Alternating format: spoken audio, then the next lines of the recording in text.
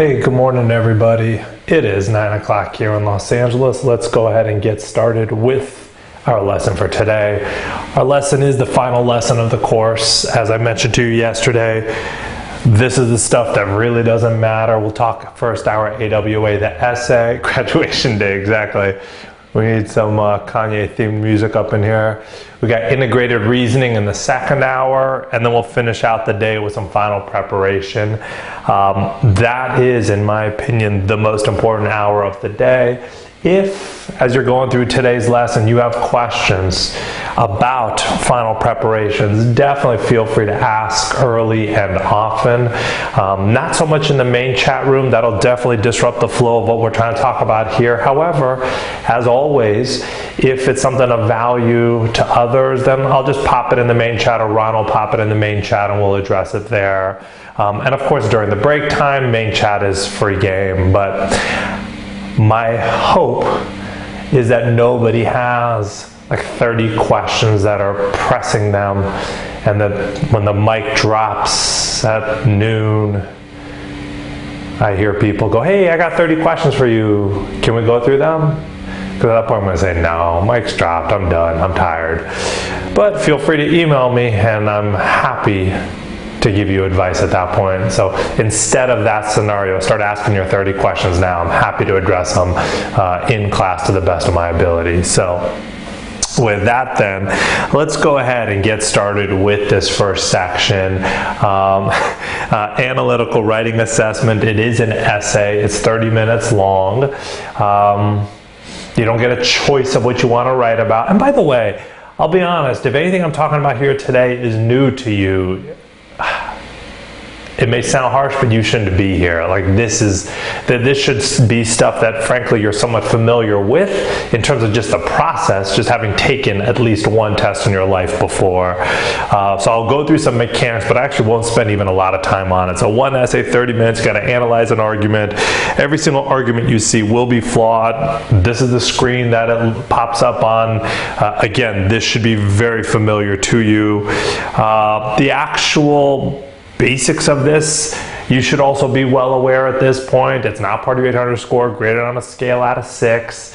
Anecdotally, you just want to be on the top half of the curve, meaning a 4, 5, or 6. You go to MBA.com, check out the percentiles, and you'll see that 80% of the population gets a 4 or better. So you got to try to F this up, folks. So just make sure you understand that. Why have an AWA if no one really cares about it? I don't have a good answer for you. I think at least a somewhat cynical answer perhaps is that the business schools have an opportunity to get something from you in writing from when they know it is you. And that's because as we go through this journey, we may not write our own admissions essays. We may decide, man, we can't string words together. It's time to get a superstar consultant to do the work for me. I'm not sure that's a great move, but either way, sometimes it happens. Well, when the admissions officers get a wonderfully written essay from you, but then on AWA you can't string words together, that's a problem. And so you want to make sure that you don't set yourself up for any sort of red flags down the road at a minimum. If you're a non-native speaker, this may take on added importance as well, especially if you're coming to school in the States, because they'd say to you, like, wait a minute, we get that you took this test in English and man, you did well, but it's multiple choice, man. Maybe his 5-year-old daughter could have done pretty well on this test as well. So let's make sure that you can actually communicate in English, since the courses are going to be in English once you get here. Like that would be the idea. So I'd say to you, if you fall into that camp, then this takes on some added importance. Now, remember I said you got to try to F this up. 80% of the population passes at least. I'd say a 4 is pretty sad. You don't want a 4. I guarantee you a 5 or a 6 on this exam if you just follow the advice that we're about to lay out. I think it's important. Now, I know I've had students in the past tell me I am wrong. They will tell me that they bombed verbal, but they followed the advice of their previous instructor and they got themselves a 6 in the world of the essay. And I'll be honest, I think a 6 is pretty damn common if you stick to the script, but I ain't willing to stick my neck out and guarantee a 6. I'll guarantee you a 5. So that should be enough. In fact, I'd much rather you get a 5 on the AWA and a 7 something on the test than a 6 on the AWA and a 6 something on the test. It's not even close because, again, no one cares about the stupid AWA. One thing that's of interest you should all note is that the scores are taken from 2 sources. One's obviously a person, but one's a computer. And the crazy part is they agree the vast majority of cases. And so we're talking about something that is just very formulaic. You want to appreciate that. Like admissions, you don't want your essays to be formulaic. You want them to pop. Here, you don't want them to pop. You want them to stick to the script. And so that's what you want to keep in mind. The instructions themselves, they repeat over and over and over and over, meaning even if you go to MBA.com, and you download the AWA topic list, and again, they've released most, those are their words, not mine, most of the topics you will see on test day, you will find that they only print these instructions one time. Even if you get in the official guides at the back where they have all the AWA topics, they print them one time. That's it. It's kind of like the DS answer choices. They only print them one time. They stop wasting their ink and paper. So make sure you read them and you understand them. Again, this set of instructions should not be new to you in week 6. If it is, problems. And of course, if they're not new to you, then you already know what this is all about. Straight up critical reasoning. Every single trigger word, pretty much in those instructions are nothing more than critical reasoning, strength and weaken, inference, mostly strength and weaken, type of trigger words. And thus you realize, like, man, this whole essay is just nothing more than CR. And it's like, yeah, you bet, 30 minutes of it. The actual format of the essay is a pretty straightforward, I'll call it IBC format. Most of you are probably pretty familiar with the intro, body, conclusion type setups. Typically 5 paragraphs long. Intro, tell them what you plan to tell them. Body, go ahead and tell it to them. Conclusion, tell them what you just told them. And if you can stick to that kind of structure, you're already guaranteed a 4. Like, this ain't complicated. In fact, I would strongly encourage you to read the grading rubric that's for scoring purposes on the AWA. I know Veritas has one. I think there's a slightly more updated one on, again, MBA.com or whatever. You want to make sure you start to realize, like, hey, man, this is... Like, you gotta like, if you look at what a 3 is, which is barely misses the mark, you would think that that should deserve a 0. And so I think that's the real key here. All right, so with that then, let's go ahead and get into what is easily the single most important slide of this first hour, or I would say page, I guess, in your guys' books, but it's not really listed up there as page for this first hour, because it really is about just how to get this essay done. And by the way, this is not rocket science here.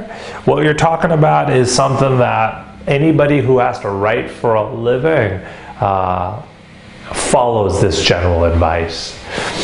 This is the same stuff that they were teaching us back in law school 20 plus years ago. So that, to me, the one thing that I want you to start to realize is, like, you need to stick to this. And by the way, no one cares about it from your admissions point of view. Shut up. And so the one thing that I would say to you is make sure you realize you got to use these for those essays. Yeah, dude, I went to law school in, what was it, in '96, man. I was a wee little lad. It was a long time ago, man. I'm 42. I was young when I went to law school. That's the reality. But either way, we're not going to get derailed here. Yes, I have lived many a life at this point. But either way, so here's the one thing that I will say to you guys. Hey, dude, Kelly's my new favorite student in the class. We already knew Kareem was the worst. So... Used to write on stones. Yeah, like the ones from Cairo, you biatch. All right, I'm done talking. Let's get into this damn, get into this damn thing. So the first thing I want to say here is, look, there we go. Me and Kareem are cool. Kareem, by the way, if you guys don't know, Kareem's like a superstar tennis player, and I was like a mediocre. I played tennis, and I tapped out in high school, so I'm always envious of Kareem and his skill set. But either way, getting back on track, this is easily the most important slide, because I want you to be thinking about when you write those admissions essays, guys. Those are easily the most important essays that you guys are going to be writing, and it's important you take some time on it. I will tell you personally, I only applied to one school, UCLA. That was the only one school I was going to go to if I was going to go to school.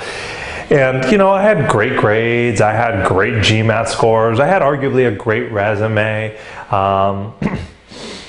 But I wanted to make sure my essays popped. I only had 2 essays to write, guys. That's it. And I wanted to apply round 1.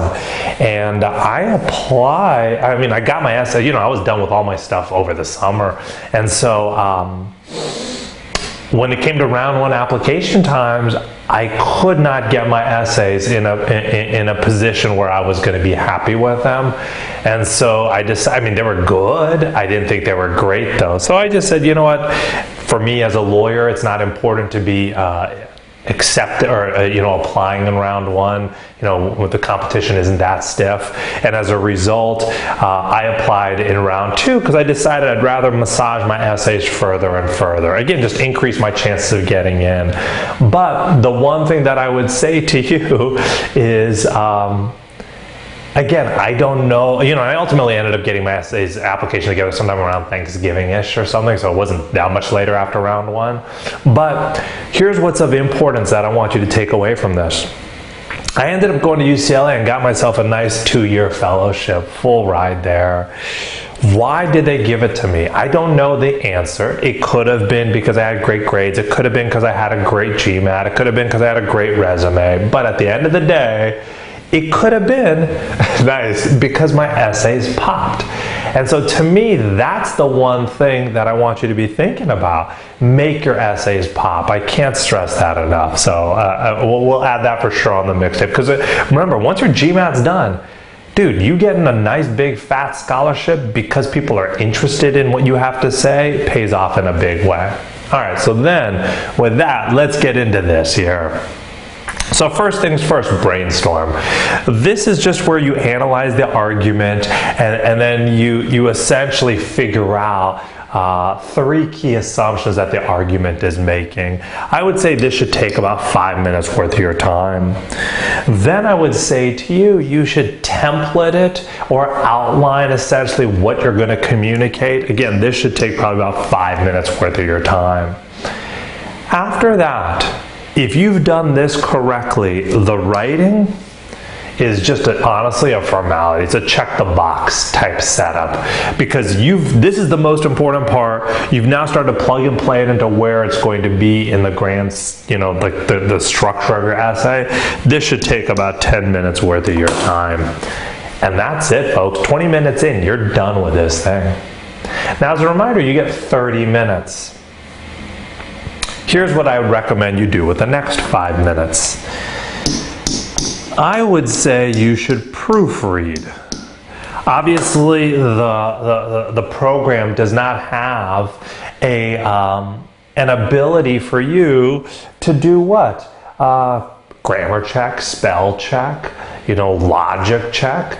And as a result, it's one of those things that, hey, you just regurgitated a bunch of crap in about 20 minutes. Did you do a decent job at it? Now's your opportunity to check it all. That's 25 minutes spent. What do you do with the last 5 minutes? I would say it depends. It would depend on how you're taking the test, in my opinion. If you're like 90% of the population, according to GMAC, not me, then you are going to be taking the test with AWA being dead last. 10% of you, approximately, again, all those stats are on NBA.com, are going to be taking the test with this being the very first thing you do. So for the 90% of you that are going to be taking this dead last, I would say either A, pull the plug 5 minutes early and just see what your score looks like, or reallocate those 5 minutes across the board. Doesn't matter to me. If you're taking this to start the day, 10% of you will be, then I would say with those last 5 minutes, take yourself a break. You know, that's where I would say you need to be doing this. Break. Now, to be clear, you don't get a break. You can't hit submit or confirm and then plan to go take 5 minutes. It won't work that way. Anytime on the test you ever hit next, confirm, submit, like it takes you to the very next screen that the computer already has pre-programmed for you. And so immediately after AWA, if you're taking this in the default order, the very next thing it has planned for you is IR. So if 25 minutes in, I'm like, sweet, let me hit submit on my essay, and now I got 5 minutes to be able to, you know, take my break. Boom, it starts right up into IR. And by the way, you don't get now 35 minutes on IR. You get your 30 minutes on IR. So if you want to take this break, you kind of have to let the timer run out on you in order for it to work. Now, on that note, what would I recommend you do during said break? First of all, I'd stay at my computer. I would not go anywhere. Part of the reason is I want to make sure that during this break, I am fixing whatever should have been fixed to start. Remember, when you go through the tutorial process, you have an opportunity to check, I don't know, your chair, your yellow marker, your yellow pad, your little dry erase markers, your glasses, your contacts, whatever, like your monitor height, your headphones, no headphones, earplugs, no earplugs, whatever the setup is, your sweater on, sweater off, like all this crap sorted out before the test starts. Now, 25 minutes into the test, you may decide that whatever your optimal setup was is no longer optimal. Now is the chance for you to change it with very little consequence. Do not be one of these losers, and you hear these horror stories, unfortunately, all the time, but then you don't feel too bad about it because whatever, that's on them. Like 3.5 hours later, after a student bombs the test and they start grasping for straws and making excuses any which way they can, it's like, well, it was just too hot in there.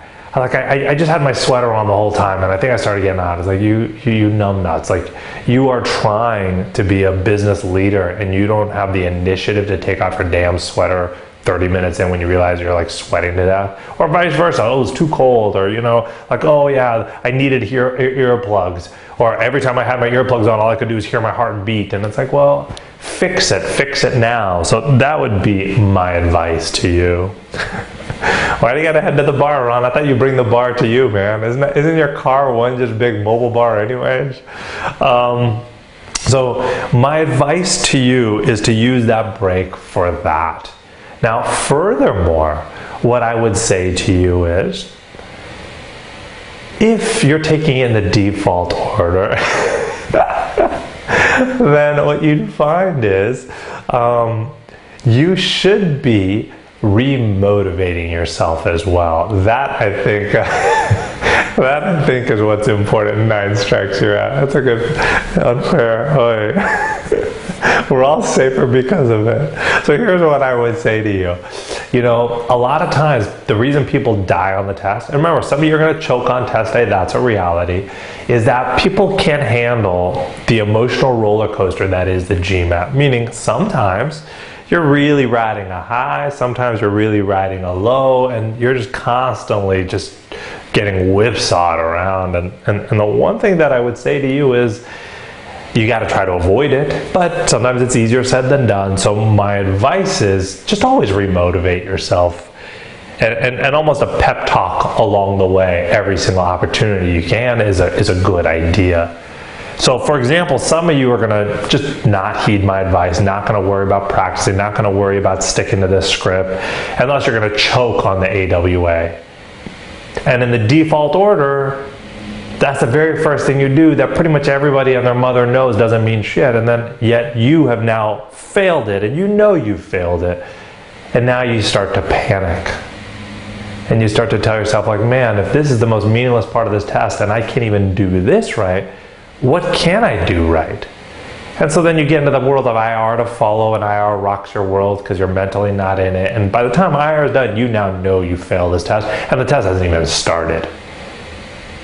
And thus, the very first quant question you get is like, what's 2 plus 2? And your heart tells you it's 4, but at this point, you feel like you fucked up an hour thus far. And so at this point, you're like, maybe it's a 3. I don't know. Maybe this is the sucker answer type question that he's always talking about. It's like, no, dude, 2 plus 2, there's no sucker. You just started the damn game.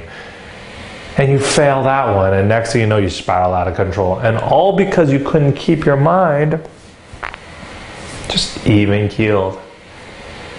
And so my advice to you on any break for that matter is always remotivate. Just whatever happened. It doesn't affect what's about to happen. Like you bomb quant, you bomb quant. How does that affect what's going to happen on verbal? Or you bomb verbal, you bomb verbal. And even on the flip side, let's say you crush quant. There are too many idiots out there that are rolling on this arrogance high. Like, oh yeah, man, I'm undefeated. I could do anything. Invincible. That's my middle name. And it's like, then you just start to eat it because you're so cocky. You can't respect anything. You're not even reading carefully anymore. You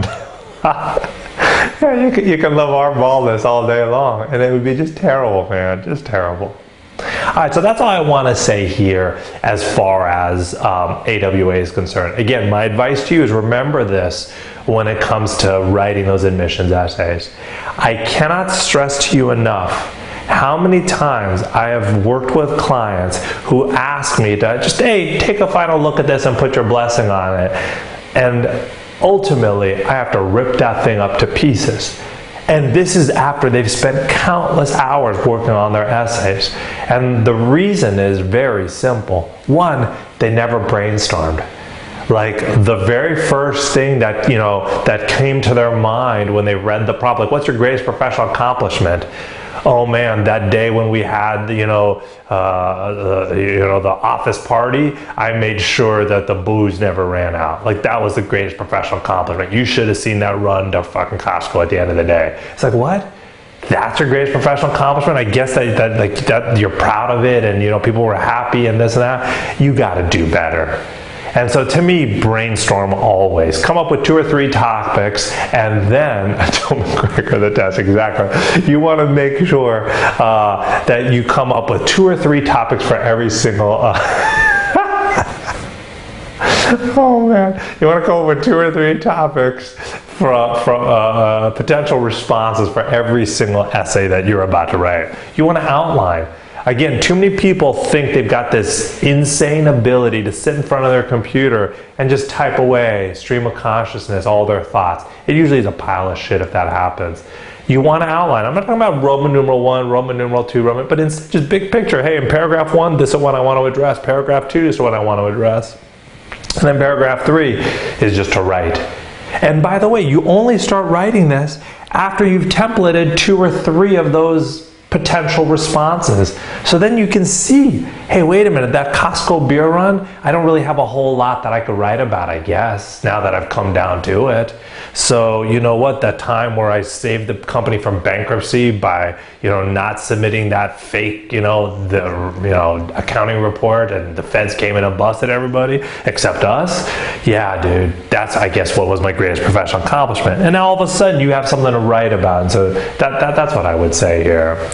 All right, with that then, let's go ahead and get into our first exercise here, which is going to be a brainstorming one. And so notice what we've got here. They recommend, by the way, 3 to 5 minutes. Yeah, it's too much, dude. I don't even want to get into any of those damn classics, the so-called classics. Now, perhaps I sound now very presidential, but the one thing that I would say to you is they recommend 3 to 5 minutes. I would say to you, spend 5 minutes on it. If you're really good, you're a great critical thinker, yeah, 3 minutes is probably cool. But my guess is many of us have not reached that level yet. And as a result, I'm not worried about spending 5 minutes because at least I'll have some good work product. Sometimes we spend 3 minutes and we cut some corners, and then oh man, yikes. I think you got to spend 4 seconds to type the damn word, but yes.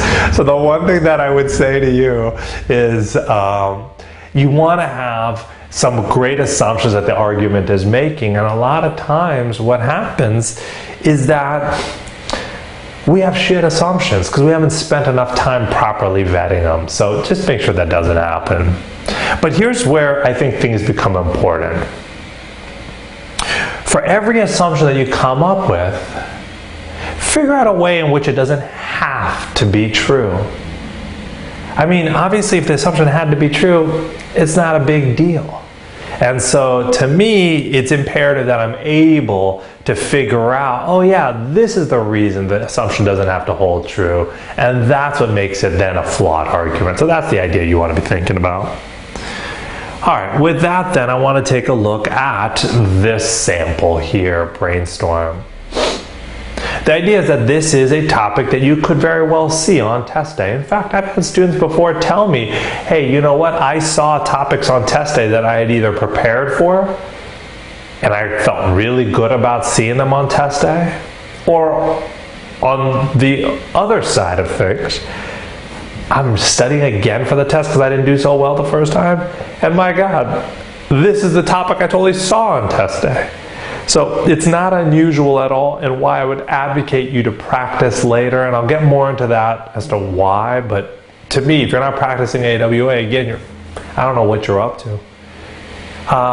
And which means, by the way, you should be then taking that on test day as well. Now, because it's very different to take a 3 or 4 hour test than it is, to cut half an hour from it. Unless you plan to do it on test day. And there have been people that have talked to their admissions offices where they want to go to school, and they have a very narrow select group of schools, and maybe sometimes 1 or 2 schools, and like, yeah, we don't care about it anyway. You could skip it if you want. Okay. Then if that's what you're telling me, then I'm cool doing it. But if I'm planning to apply to any, I don't want to say real program or a number of programs, you can't be skipping this crap.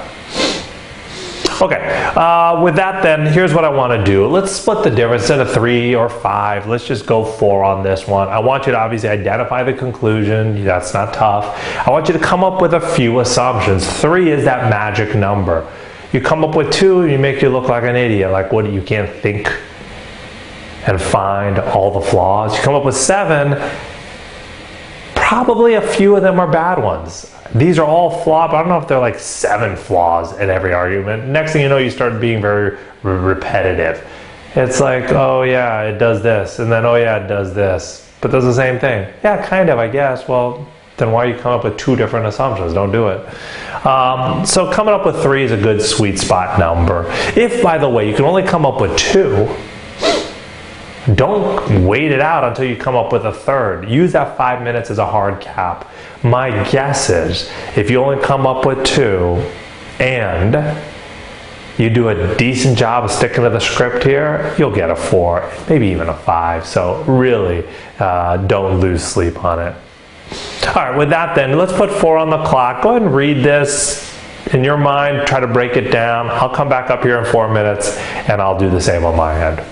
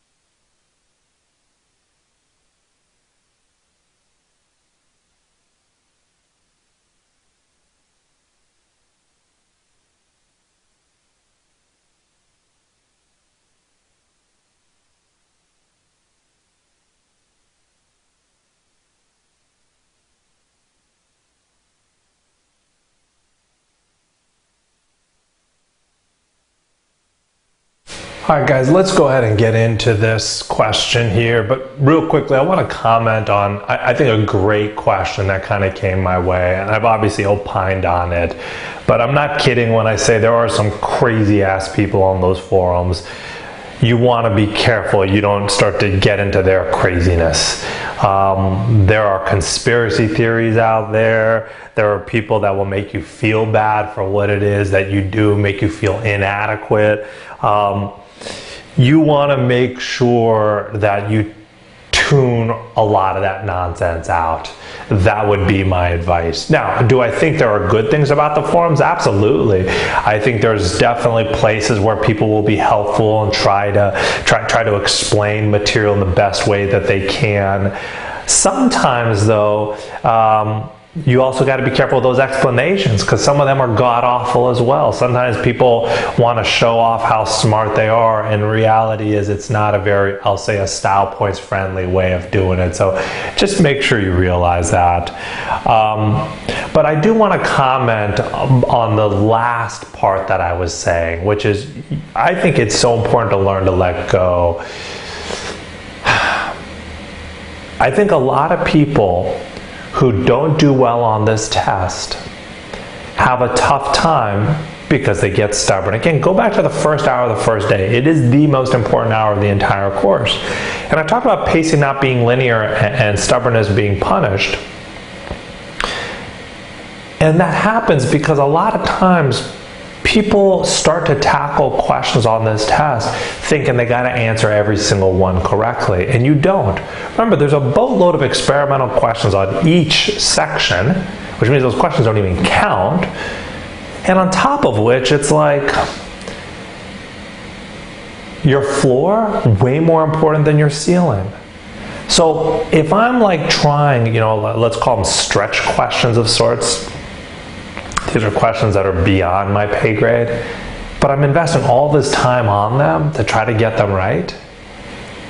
And it comes at the expense of the questions that I do know how to do, but I get them wrong. That's not going to be helpful. Hold on.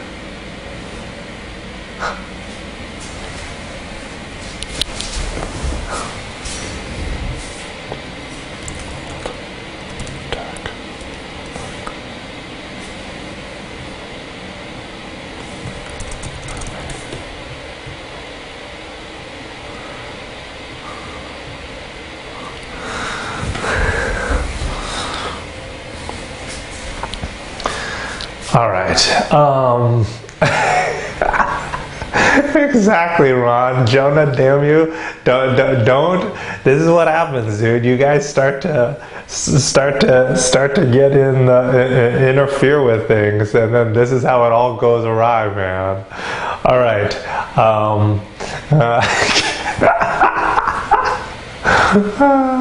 Exactly, no such thing as coincidence. Hey, wait, I thought I said it too, man. Exactly, they will not be taunted, Andrew. See, Andrew is a devout follower. He's a proper GMATologist. All right, so here's what I will say to you. 99ers. We know if we can't do a question. There we go. But 99ers, we know if we can't do a question. And then we essentially give up on it early. Those that are pretenders to that throne don't have that ability. They think they can do it all, or, which they clearly can't, or they're convinced that they need to do it all, which they clearly don't. Just make sure you realize that. But beat the timer to beat the test is a very important thing to think about, because if there's one thing that's going to rock your world, it's time. Time is the limited resource everywhere. All right. With that, then, I do want to get into this question here. It's a good argument in that, actually, it's a good question. Argument itself is terrible, but every single argument you see will be terrible. Hopefully, as you were doing this question right now, the brainstorming exercise, you saw how similar this is to just a strength and weaken question where I'm forcing you to predict. what the right answer is going to be. How would you strengthen this further? How would you weaken it further? Every brainstorm you come up with is, in theory, just a potential answer choice that could have been waiting for you. And it is for that reason alone that I think everybody should be practicing AWA. Now, the book suggests you maybe write out about 30 essays. I can't think, honestly, of a bigger waste of 15 hours of your life. That's a lot of essay work to do, and I don't think it's time well spent. Again, in my opinion. But there is nothing at all to prevent you from getting almost just as much benefit out of it for like a fraction of that cost. If you were to brainstorm 30 essays at a time, each one costing you 5 minutes, so that's 2.5 hours a session, and there's only like, if you go to the AWA topic list, there's only like 100 and, I don't know, maybe 150 topics. I don't even know, 100, there's not that many. There's 100 to 150, somewhere in that vicinity. You're basically talking about, I don't know, basically about 8 to 12 hours worth of studying you could do. And my God, how much more useful that would be. Because first of all, you'd cover almost every question you could possibly see on test day. So that itself should give you more comfort when you see it on test day, a familiarity that would exist, because part of you are going to just choke on test day because of the nerves and the anxiety. So what should make you less nervous and less anxious? Just being around things that are familiar. Frickin' A, how more familiar can something be if you see a question here that you see on test day? Like, that's a gift. But secondly, and more importantly in my opinion, practicing all this AWA exercise before test day will just help really polish your CR skills. And in the end, I already think that CR is the single most important skill, not only in verbal, but potentially across the entire GMAT. I think it's time well spent. But I would encourage you to spend that time in the weeks leading up to the test. No more than 2 weeks leading up to the test. If you're doing it 3 or 4 weeks leading up to the test, I'd say that ancillary benefit of you feeling familiar with the topic may be gone. So if you do it in the week or 2 leading up to it, hey dude, it's going to be fresh, and that's good.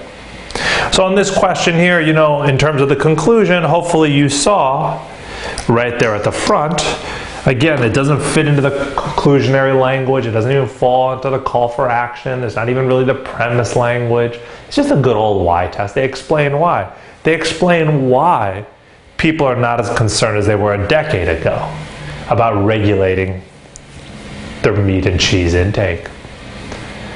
Now, when you read this, several things should have crossed your mind. But in my opinion, the very first thing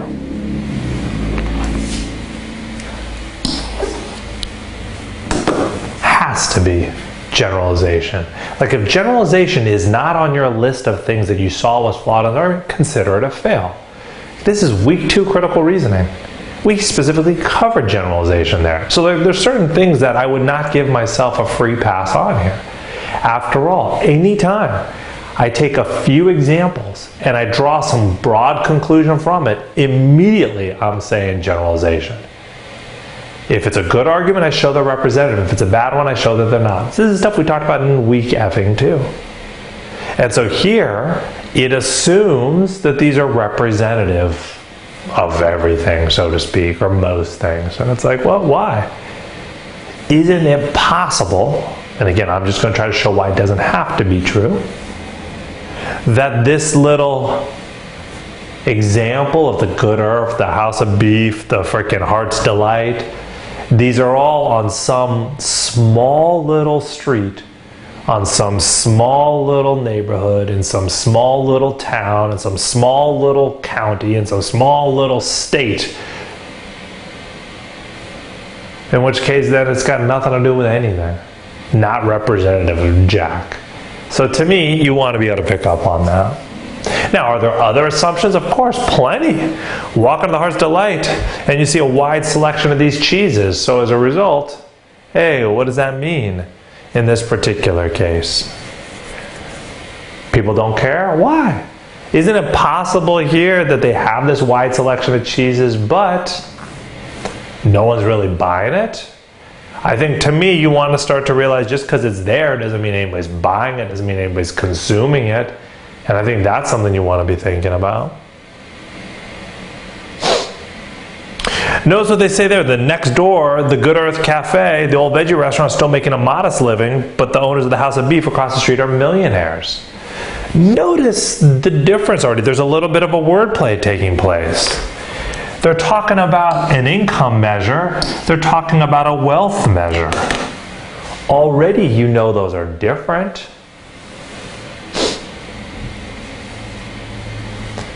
Maybe these guys are not making a lot of money.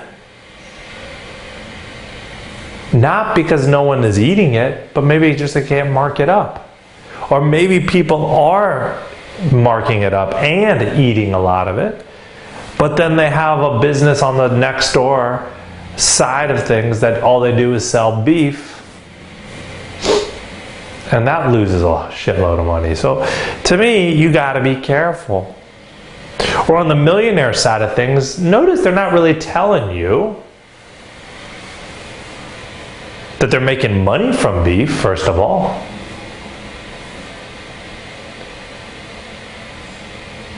Those guys could have won like the Mega Millions Powerball jackpot and be sitting pretty. You don't know. Hell, ask yourself how many of you even just thought in this case that they were selling beef. Why are you thinking anybody's selling beef? Woman saying, hey, I'll take it. So think about this, like, you know, like the House of Beef could be anything. Shit, it could be a freaking, you know, a gym. I don't know. A beef washing business. So no, yeah. I hate to put you guys on blast, but we got to leave our entrepreneurial ideas to Jeff Taylor. He's the one who's got that magic touch.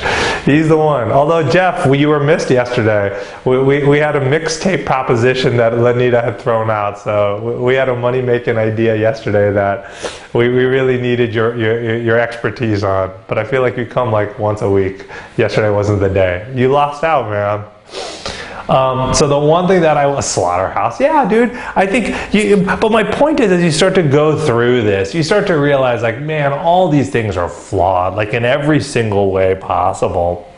Just because, you know, they, like, you know, even here, like, assume, isn't it possible that the reason that these guys at the Good Earth Cafe aren't making money is because, hey, dude, I love it, man.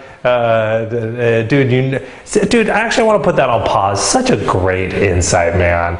You know, like, you know, there's too many people that should have been doing that yesterday. I am afraid to say. I'm not afraid to say it, I suppose. People know that, and it's like, but people don't. You are so on the right path. Do it when you know you can do it, man.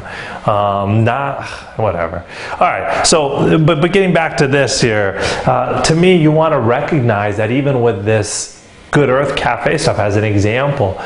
Like, isn't it possible that, remember causation, correlation, we've talked about all this before, like they're trying to draw a causal connection there.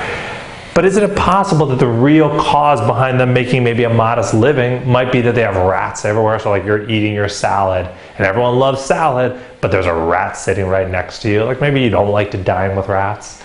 And so you always just got to be thinking skeptically, critically. That's, again, it's just lawyer up essentially.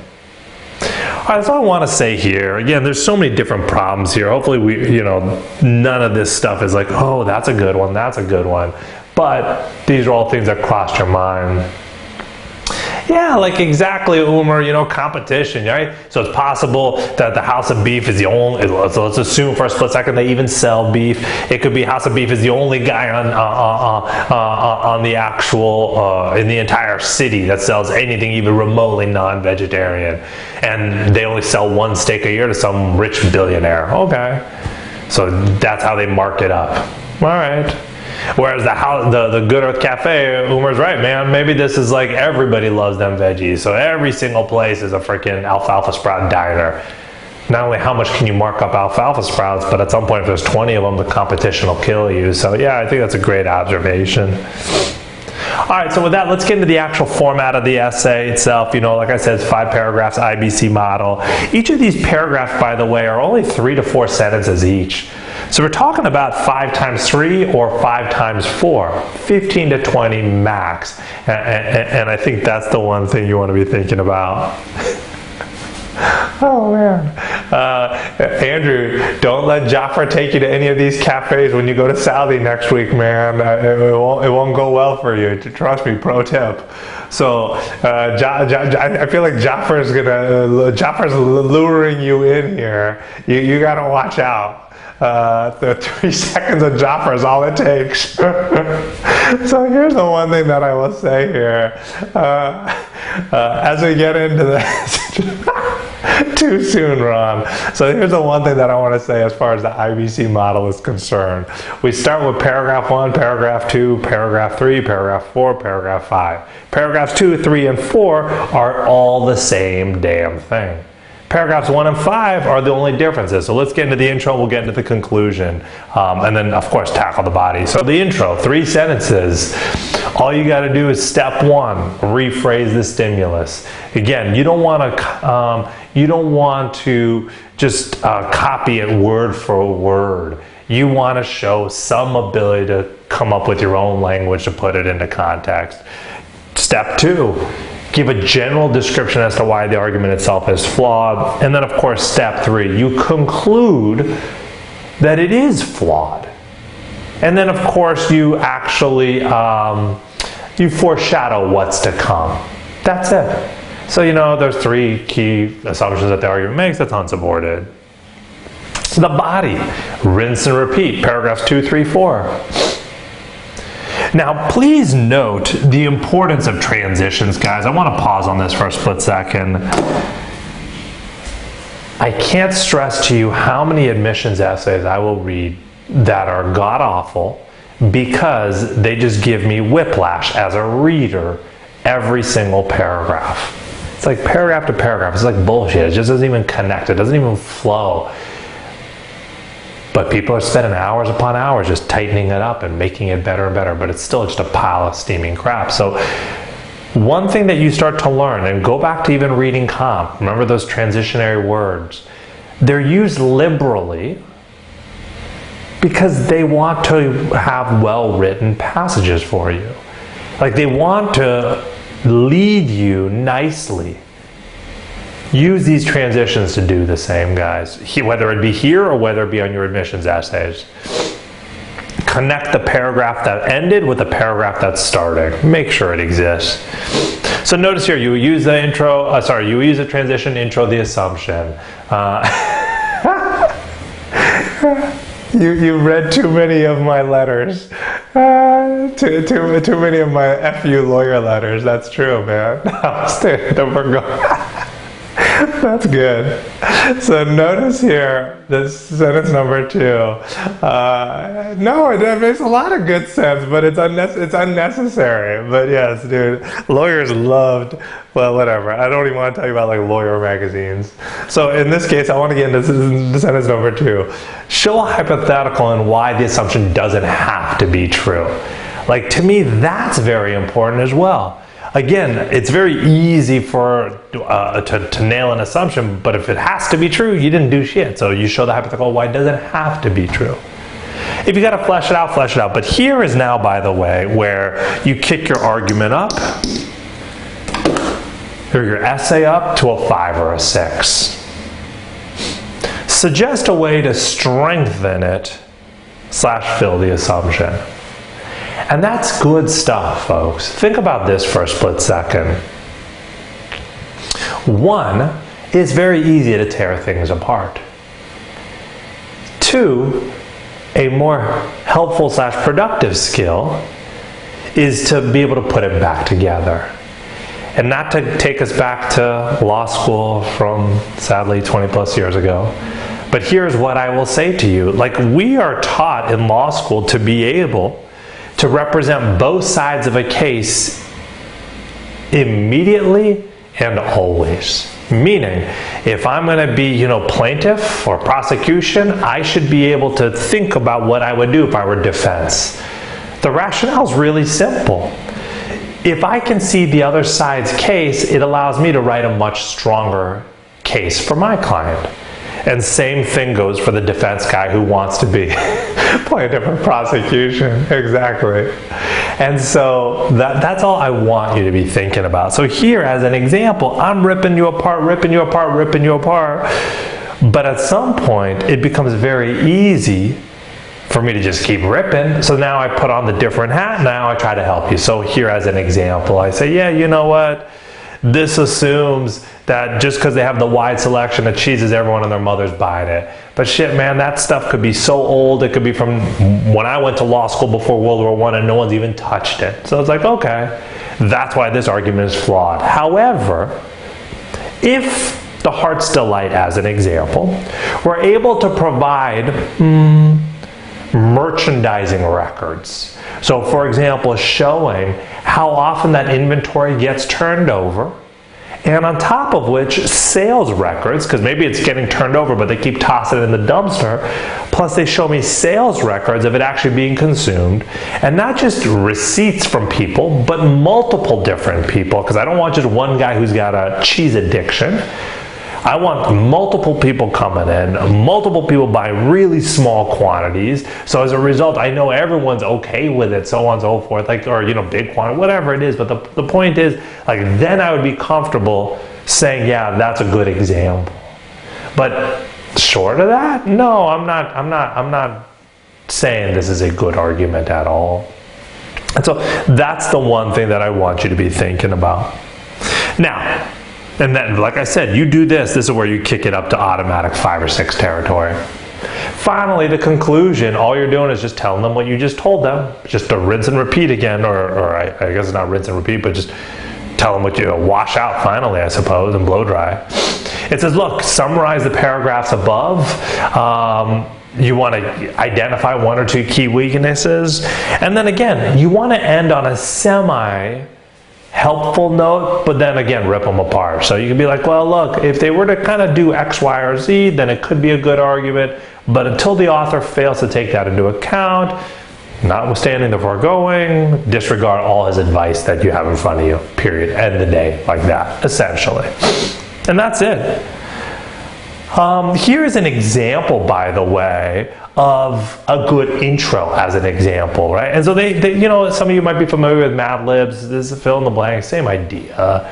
Is that this paragraph, in theory, could be used on every single admissions essay, not admissions essay, every single AWA from now until eternity. Because it's like in a recent blank. Magazine article, newspaper survey, TV news report, like whatever the hell is, insert the context. The author argues that blank, the argument blank. Well, the author's argument, look at this last sentence. This shit don't even need to change ever. While the author, in a super presidential tweet, yes, while the author's argument has some merit, it is flawed in that case, every respect. But, you know, in 3 respects or whatever. Because the idea there is like, you're now telling them what you're going to talk about. And that's it. Hey, here's, you know, speaking of transitions earlier, this is a good chart. It's a close cousin to the reading comp organization chart we saw. Every paragraph will have some example. You should not use the same for example 3 times. Like if you use for example in paragraph 2, 3, and 4, that's a problem. Instead, you could say for example in paragraph 2, to illustrate in paragraph 3, take for instance in paragraph 4. Like that shows not only the human but the computer that you got some skills. Every single paragraph will arguably have a transition going the other direction, right? You're trying to rip it apart. Every single paragraph will have a conclusion. So before you know it, you will have at least a dozen of these words.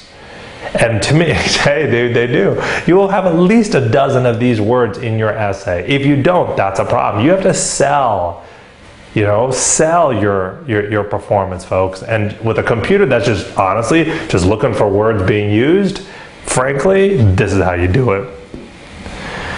All right, I want to wrap up the AWA here, folks. Again, this section does not matter, not really that important. No one really cares about it, provided you don't embarrass yourself on it. Like all of a sudden you get a 1 or a 2 or a 3, and you say to me, like, how come I didn't get into any good business school? I thought you said AWA doesn't matter. It doesn't. As long as you don't embarrass yourself. At least a 4, and I'm telling you right now, 4 is pathetic. You really want a 5 or better. And a 5 is not hard to do. Stick to the script. Now notice this AWA is a good warm-up for logical thinking. That's straight up CR. Helps you focus on structural language. That's straight up RC.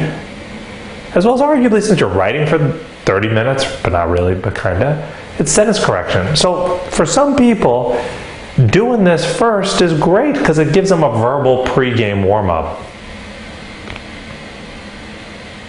This last part I kind of talked about already. Get acclimated to your surroundings. Now again, this stuff is for the default order of things. If you're like 90% of the class, this shit don't even matter anymore. But, you know, something to think about. All right, with that then, I want to get into integrated reasoning next. Good time to take our first break of the day. You will want to have your book on hand for this next hour. Make sure you grab it. I see a couple more private chats coming my way, so I will be happy to answer any questions you guys got. But again, if you got questions about final preparation stuff, feel free to start asking early and often. During the breaks, feel free to toss it into the main chat room. During class, throw it in private chat and we can address it as needed. All right, folks, let's put 5 on and we'll get back to work.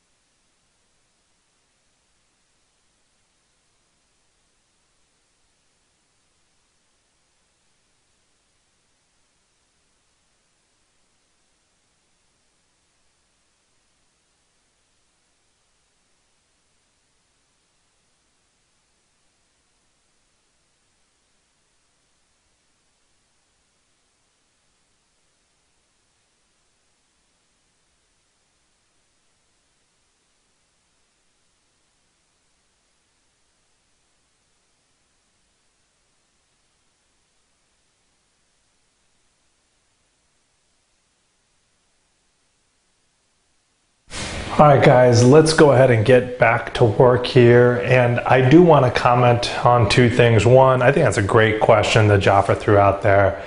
It'd be interesting probably to find out how some of you guys are making those choices, but hopefully everybody got a chance to read the blog post which I sent you in my email welcoming you to this course. There are some things that everybody should be considering. And again, 90% of you will change the order in which you take the test. That's statistically speaking how the people are reacting right now. If you go to MBA.com, they have the real breakdowns, and I want to say it's about 50% doing it quant first, about 40% doing it verbal first, and 10% doing the essay first. But again, you have to figure out what's going to work best for you. Now that said, I do want to take a minute to comment on the question that was just asked. And again, keep questions like this coming. I'm happy to opine. In my opinion, none of this stuff even matters. The stuff that matters is what's going to happen between now and test day. So this is coming from a student who is pretty good in here, pretty busy in here, and thus my guess is finds himself in this predicament, but it's not a good plan.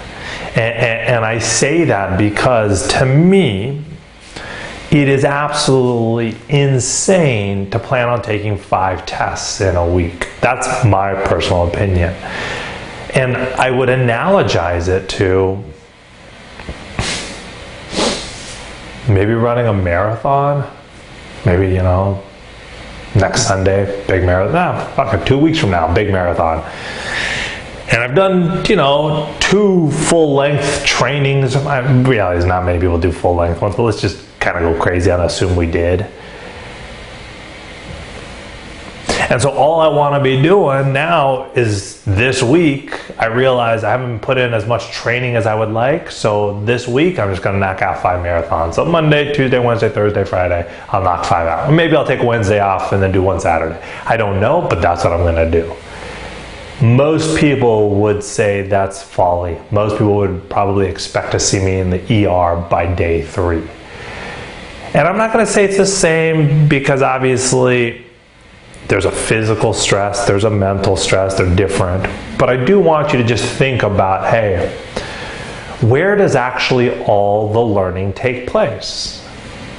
Very little takes place during the test. There is some benefit during the test. Like I said, it teaches you, in my video on practice tests, it teaches you, hey, how to keep your body, you know, your bladder on pace, so to speak, your bowels on place, your ass on place as you sit there in a chair for 3.5 hours, focuses your eyes to read on a screen. Like there's a lot of physical training that takes place in those 3.5 hours that can't be frankly duplicated. So I think there's value to that.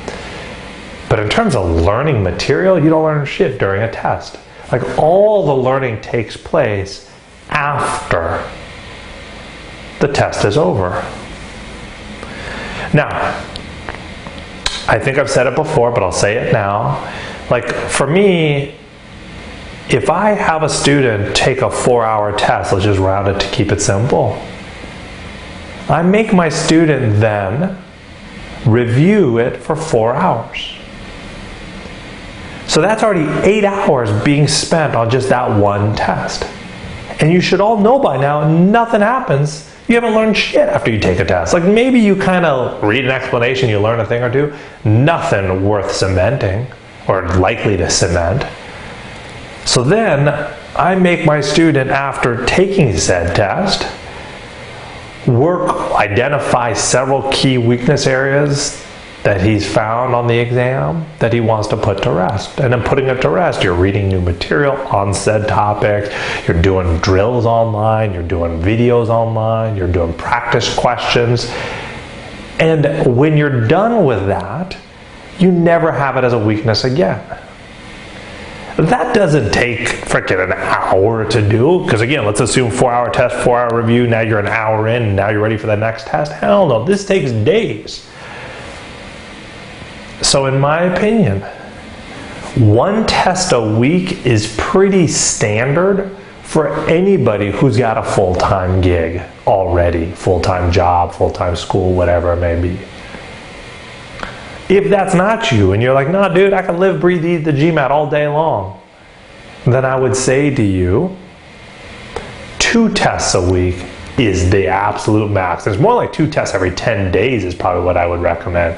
But 5 tests in a week, I think is insanity.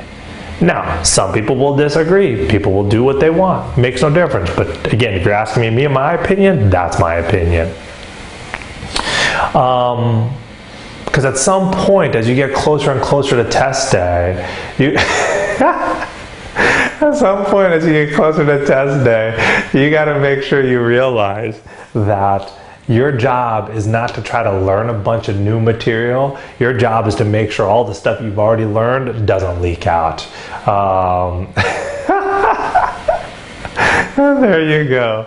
All right, with that then, let's go ahead and get into the IR section, test a day.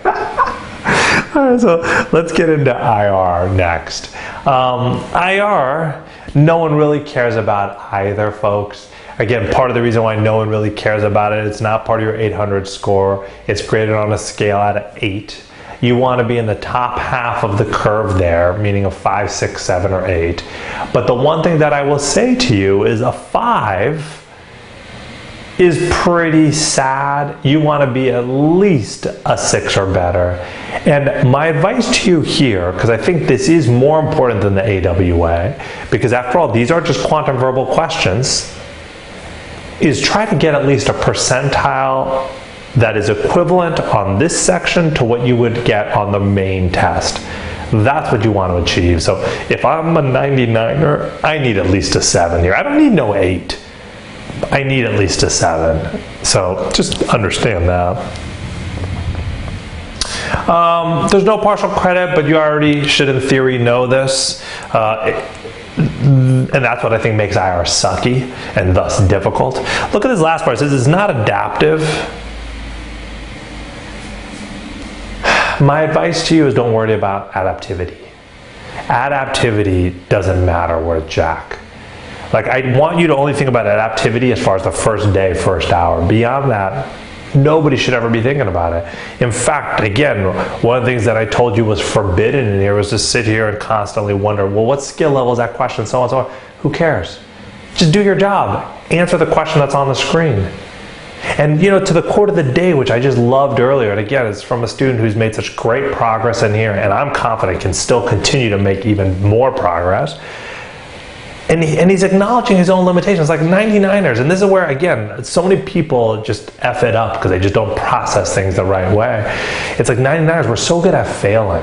And that blows people's minds. But every time you have to guess with less than perfect information, there is a small admission of failure that takes place in your head.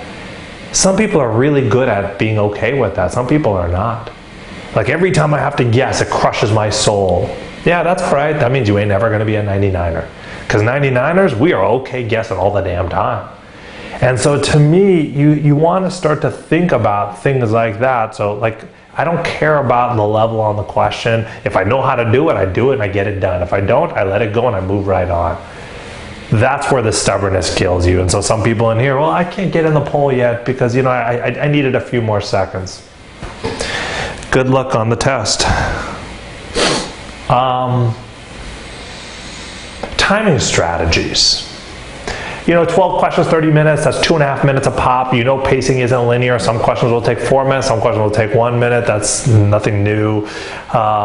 Use quick mental math, that's a no-brainer. You know you got a calculator. Avoid its use.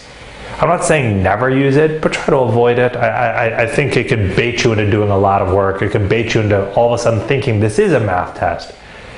When for the last 6 weeks, if there's anything you learned, it's this ain't a math test. So what makes you think that all of a sudden they want to debut a math test component to this? They don't. They won't. Read the question before you interpret the data. I think that's good advice. Some of this stuff can be very dense, deep, overwhelming. No need to get into all those details. Instead, just be thinking big picture style, hey, what is it they want me to know? Let me go execute on it. All right, with that then, let's go ahead and take a look at the question types. The first is the classic table analysis question. This is essentially an Excel data table. Do you know how to work with Excel? Great, then you should know how to do this. The first is basically the sort and scan. Now, mind you, there are going to be some strategies here that are going to be very, I will say, specific to the question at hand, and some will be more general. And so the ones that are more general are the critical reasoning and relative math. The idea there is, look, you're going to have critical reasoning type questions throughout. Use those critical reasoning strategies throughout. Relative math, you're going to have math questions throughout. So use those relative math techniques throughout. So what is relative math? Remember, basically doing the math without the math, approximating, anchoring to values that mean something, using essentially style points friendly strategies to get things done. But the strategy that is, I would say, specific to the table analysis questions are the sort and scan. The idea there is you have to be able to sort the data in order for you to really be able to manipulate it. The problem here on a question like this, I'll put this up here for now, is like you ain't going to be able to sort this right now. So if there's one thing that you learn here today, it's gotta be, hey, I better be sorting whenever I see something like this again. If you learn that one thing, I'm okay, you've learned what you need on this question. It isn't about getting this right. This is a tough question because of your inability to sort. So as you go through each of these things, what I would rather you be able to accomplish is say, okay, well, if I could sort, this is what I would want to sort. Do that right, you win on this question. Now notice the question says, which of the following conclusions can be logically drawn from the table at the left?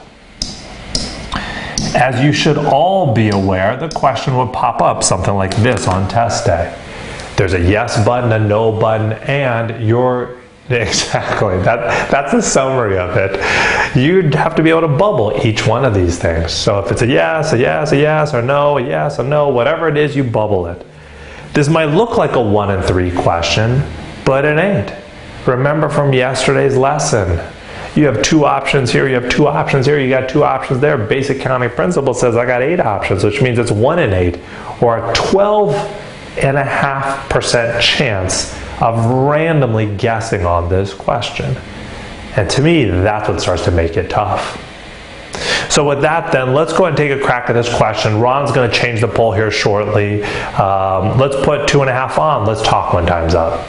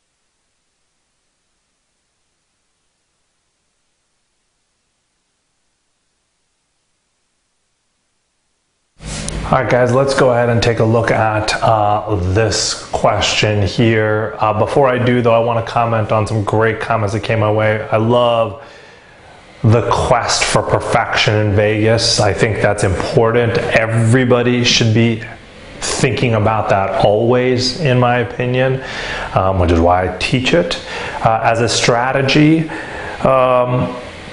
But honestly, one of the quickest ways, I think, well, let's rewind back. I don't want that student to confuse when I'm eliminating answers in here based off math certainty, because there are different techniques I use for that.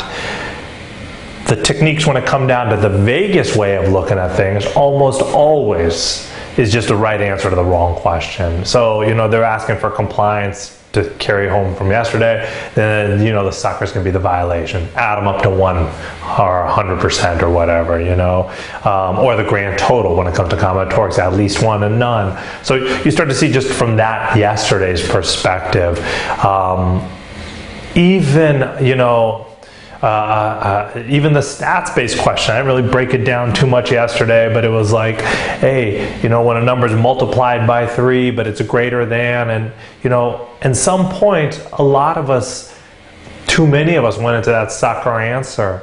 And that comes down to just not knowing the difference between a percent of versus a percent change. Like, that's all that question yesterday was. And these are things that we've talked about time and time again. So at some point, it's like, fuck, man, how many times are you going to keep making that mistake? Like, isn't there any sort of awareness that you have about this test that is trying to screw you? Like, if it's not that, you are going to get screwed, and it's going to be sad because it doesn't have to be that way. And so, to me, that would be my advice on that tip. Keep working at it, but just keep thinking, what would be the right answer to the wrong question on this? How would someone screw this up? And with word problems, it's typically easy.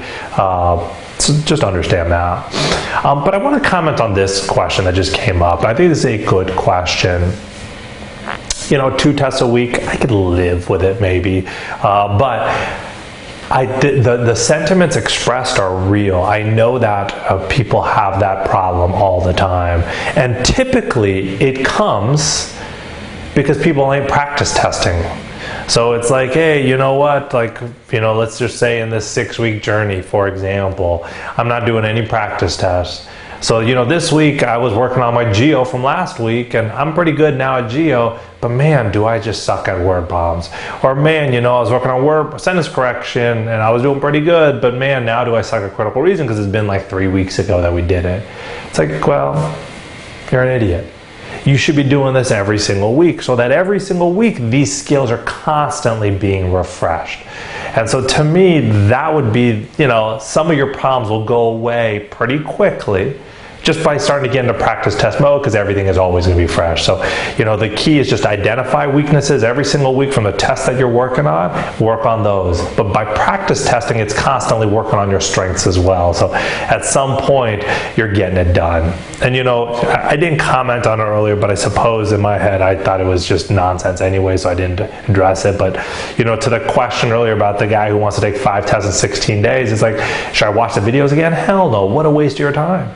Meaning, there's 36 hours of videos. You got 2 weeks basically until test day, and I know Homeboy's got a busy schedule anyway, so it's like, how am I gonna spend 36 hours doing it? Do I think there's gold in here? Yeah. But is it gonna be bang for the buck? Hell no. Your job is so targeted like an assassin. You're just trying to get whatever you have as your weakness, turn it into a strength. That would be it. All right, with that, let's get into this question here, folks, starting off with this first question. Now, notice what it says. It says the product with the highest unit sales in 2010 also had the highest dollar increase in price since 2009. And so if you had to sort something here, hopefully you got a sense that you'd be sorting for the unit sales, the units number. Because if you did that, then you would figure out that the number one answer, or the number one guy, is a Super Clean Spray Fresh at about 8.67 million. He's number one. So then their strategy is scan that dollar change column, the last one. Note that this guy's at 39 cents and see if there's another entry that is higher. And so there seems to be a 40, there seems to be a 49, Deluxe Spray Orange, Deluxe Aerosol Orange, so this is not true. Do I like this strategy? I personally don't trust my eyes on it.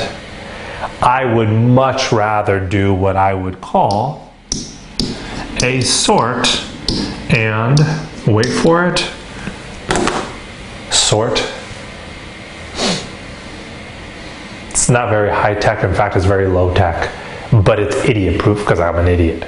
Which means all I'm going to do is sort unit sales, figure out who's in first place, and I get Super Clean Spray Fresh. Then I put it on pause, and then I just do a sort for the dollar change. And then I see who's in first place there, and I would get Deluxe Spray Orange. They, at that point, sort of logical. There we go, exactly. So then at that point I see, is number one the same as number one? And I'd say, no it's not. No way am I answering this. That's me. It takes me 1 second to pull the drop down and do it. That would be my advice. But if sort and scan makes sense to you, fine. I'm all in on the sort and sort. All right, with that then, we go into the second question here. So in theory, if you have any flavor of A in the poll, then you get the question wrong. So it looks like I've got about 30% of you in A in some form. 30% of you just got this question wrong, guaranteed. That kind of sucks. Because now no matter how well you do the B question or the C question, you've lost your shot on this. And that's what makes IR so damn difficult. This is what makes IR cause people to panic in quant. Because all they're doing for 30 minutes on 12 questions, if they see all 12, sometimes they run out of time. Often they run out of time. They feel harried, they feel rushed, they just feel like they didn't do it the right way. And you just start to question everything about life. So I honestly think that, yeah, taking this sort of stuff last is probably smart moves. Now, with that then, notice what we got. It says no product experienced growth in dollar sales, but a decline in unit sales. So growth in dollar sales means percent change got to be positive. Notice their strategy now is just exactly. Oh man. At least, no, never mind. The one thing that I would say is, if you see these as all positives, then what you want to make sure you do is scan for the negative. And this I'm all in on. Because after all, it's not complicated to be able to find this negative value. Like the Mrs. Grime spray, the Mrs. Grime aerosol, the Magic Clean spray, the Magic Clean aerosol. Like all I need, by the way, is just one yellow, meaning one negative, but more avocado toast. So the one thing that I'd say is I'm all in on the sort and scan here. All I gotta be doing is just look for a negative and I'm done. So now this is a no. If I have B in any capacity, I now get this wrong. And that snared what looks like another 22% of you. So now what does that tell me? 52% of the class wrong. At most now, there's 48% that could get this question right. All right. So I want to get into this last bit here, which is the third question. Notice what it says. Spray bathroom cleaners generated more dollar sales than any other single type of bathroom cleaner in 2010. Well, this is the type of question where you could so easily start doing a hell of a lot of math on it. But that's not what this test would reward, because it's about reasoning. And so here they introduce you to a great relative math technique known as horse race summing. Maybe this is something that doesn't seem very intuitive to you. Maybe it's something that, as you look at this now, you say, damn, I would have never come up with this. All those things don't even effing matter. What does matter is you're here now and you're learning it now. And your job is to go, damn, that's good. I could see how using that in the future will bail me out. And I think that's the real key here. So So here's the one thing that I want you to start to say: a dried Tirasol. That's good. You can see that like on a fancy menu somewhere. So here's the one thing that I want you to look at. They want you to sort not by the type, but instead by the dollar sales. And they want you to think of it like a horse race where all you care about is not how much any single horse has run. You don't. You know, it's just about getting to that finish line. And once you get to that finish line, you want to know who comes in first, who comes in second, who comes in third, and more importantly, how close it's all along the way. That's what gets you up and going, cheering and, you know, whatnot. So it's like, all right, is the horse number 2 really catching up close to horse number 1? Does it look like it's about to fall? That's the only thing you want to be thinking about. You're so dark, Ron. So we see who's in first place here. It's Powder at 34.5 million. That's number 1. But if you notice, Powder doesn't show up again until the very end with basically $1.5 million. So for all practical purposes, Powder's at the glue factory.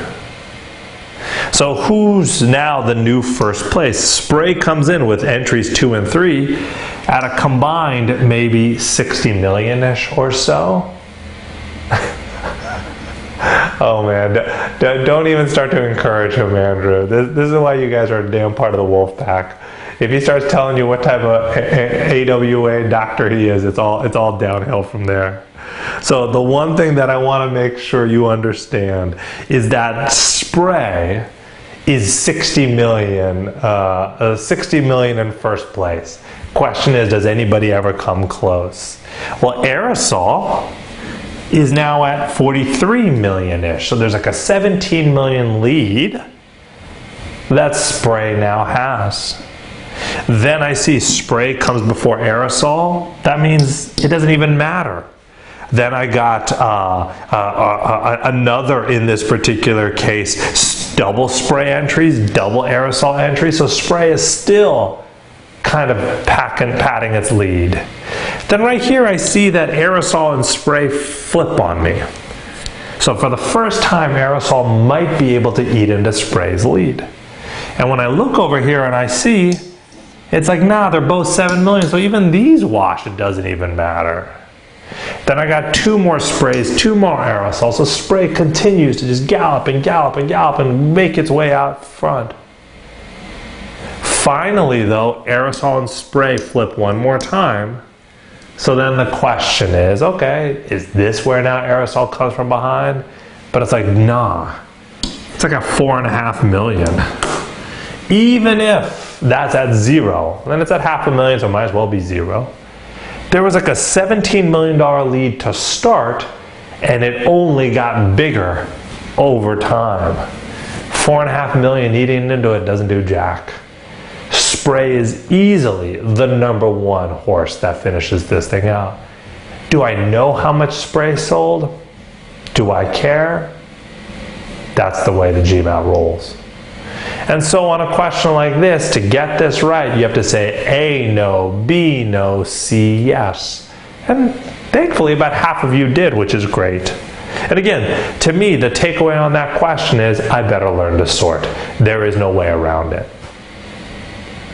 All right, with that, I want to get into some graphical interpretation here, the second type of question you're likely to face. And again, this is just basically like math or verbal, just with a visual prompt in the mix. So there are the things you want to be thinking about, precision in language, relative math.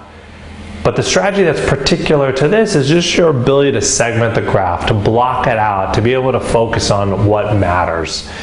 Be aware of that visual temptation though, guys. One of my favorite graphs, if I could say that, is the one in the Skill Builder that compares your GMAT score to my GMAT score. And your GMAT score looks like it's god-awful compared to my GMAT score, which looks amazing. But then when you read that scale, my GMAT score is like 10 points above your GMAT score or something like that. In which case then, it doesn't even matter. Remember, the margin of error on the test is like 30 points as well anyhow, so it's like, dude, statistically speaking, there's no difference basically between your score and my score. So it's like, what the hell? But the temptation there could have been drawing a different conclusion. So let's get into segmenting your graph here, and then we'll take a look at a question or two. So look at this question. This is a very easy question, but I want to just look at it because I think there's actually a lot of value to this question. So notice what it says. This is a scatter plot, first of all. You got the GMAT scores by prep time. X-axis represents hours of prep, Y-axis represents the actual GMAT score. Each of those diamonds, I suppose, represents a GMAT score. The solid line is the linear or trend line. And then the red dashed line is just the exam average. So it says, from the students surveyed in the graph above, which pools scored higher on average? Those who stayed between 100 and 150, or those who stayed between 150 and 200? Now, a textbook way to do this is very simple. All you need to do is figure out, hey, my two groups, I've segmented the graph, and now I just start to go, okay, so this one right here looks like it's a 570. This guy right there looks like it's a 610. This guy right here looks like it's a 670. And you do that for the other 10 or so data points, add them all up, divide them all up, sum over num, get to your average. Then repeat over there with what appears to be maybe half a dozen data points. Figure out who's got the bigger average. Efficient? No. God awful. Because again, what are you doing? A textbook way. A textbook way is an insulting way to do anything. So you got to be able to have more style than that. And so, you know, again, part of doing the GMAT right is just using some relative math techniques, doing the math without the math, and like noticing patterns. So for me, when I look at these two groups, I start to say, hey man, there seems to be a lower limit of 550. Hell, I don't even need a 550. I could even do a 600 if I wanted to. Get that even tighter, I suppose. Even there, if you look at it, okay, let's do a 600. 600 captures all the data for this guy. And if I give an upper limit of 700, it captures all the data there. So this guy captures all his data, 600 to 700. It captures some of the data here for this group. But there is all this data up here that did not get captured. And now, since I decided to bust it up some, there's this data that didn't get captured either. I don't know what the average is, but all those points up there more than easily offset this one low point over here. This group definitely scoring higher on average than that group. And that's it. This is just by looking and reasoning. Now, why do I like this? Because I think that this chart has some semblance of reality to it. Some of you are going to find yourselves in these shoes, and I want to make sure you come back to this chart when you do. Do not think all you need to do is throw time and money at this test. That is not the case. That is in fact the reason why I've advocated for so many of you to stop the journey. Drop the course. Give up on it. Find some other hobby in life. Pursue a different passion. The GMAT or business school is not for you. And while there is some tongue-in-cheek element to it, there's also a little bit of a, hey, reality check. What is this Esperanto anyways? I've been scared to ask, but at this point I'll ask. Is this a language of horses? I don't know. I don't even know what the hell this is you are talking of. What is this? Who designed it? Is this a computer language? Dude, it wasn't around in the okay. Oh my God, look at Jonah. Dude, Jonah's coming through. This is why you're Linsanity, man. All right. Oh my gosh. Well, I guess it was around since I was born, so I don't know. I should know it, I guess. Kareem's gonna dock me some points for that one. Dude, this is why Jonah's getting a 99, dude. This is why I put Jonah on blast. Jonah's already at a 7 something on his practice test. Jonah's gonna be our first 99er in here. You mark my words. He knows Esperanto and he knows Google. Exactly, Kareem. I should have known. It was from 1860. I should know, but I didn't know. My bad. See, I'm not afraid to admit when I don't know anything in here. So the one thing that I just want you to start to see here, just as an example, because really, my point about not spending more time and money on this, like look at this guy here at, let's say the, let's say the 90-hour mark. It's not even 90 hours, it's like 82 hours, let's just say. He's getting himself a whopping 610. And at that point, he's like, man, I'm not yet at a 700. I need to study more. And so he decides to knock out another almost, 90 hours. At about 170 hours, he takes his real test. And when he takes his real test, notice what he ends up getting at that point. Like a 620 maybe, it looks like. He goes from a 610 to a 620. He's spent 90 hours doing it. And he is pissed. Because God knows how much money he spent on tutoring in that process. God knows how many more classes he took, how many more materials he bought. And sure enough, 90 hours of time, he could be doing a lot of things in 90 hours of time. And he is pissed. It's like, this shit sucks. All these guys suck. I need to find a better way. And like, no, dude, you just need to find a different test.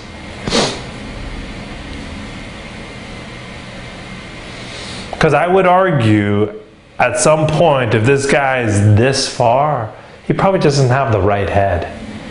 He doesn't have the right head. Not that he's not able to do it. He's just unwilling. This notion of show respect. Nah, fuck it. I don't need to show respect to nobody. I am XYZ, hear me roar. GMAT doesn't hear anybody roar. GMAT just kicks people's ass on a daily basis, so he could have slipped Desperado.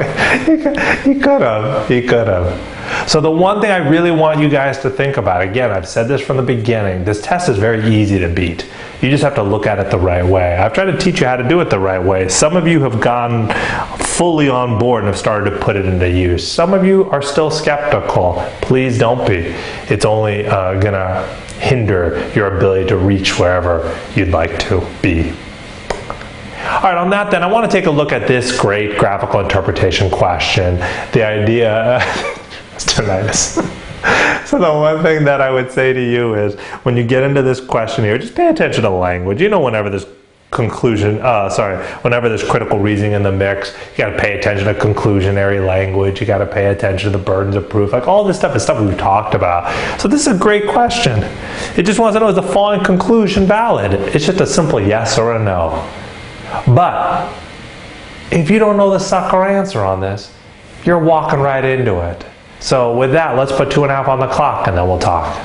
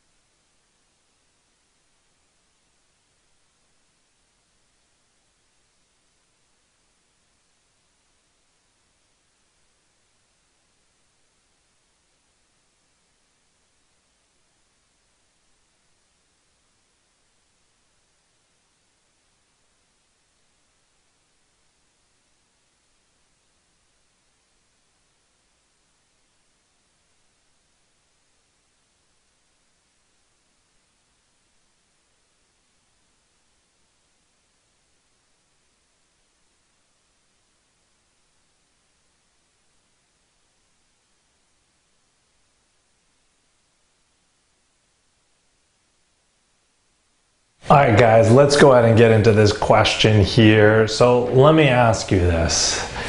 A full, I don't want to say quarter of the class, because now it's more like 20%, but it's still sad. A full fifth of the class at this point is so disrespectful that makes me wonder, like, why would I have thought they would be respectful all of a sudden on the last day? Question for you. What is the wording that a full fifth of the class is missing on this?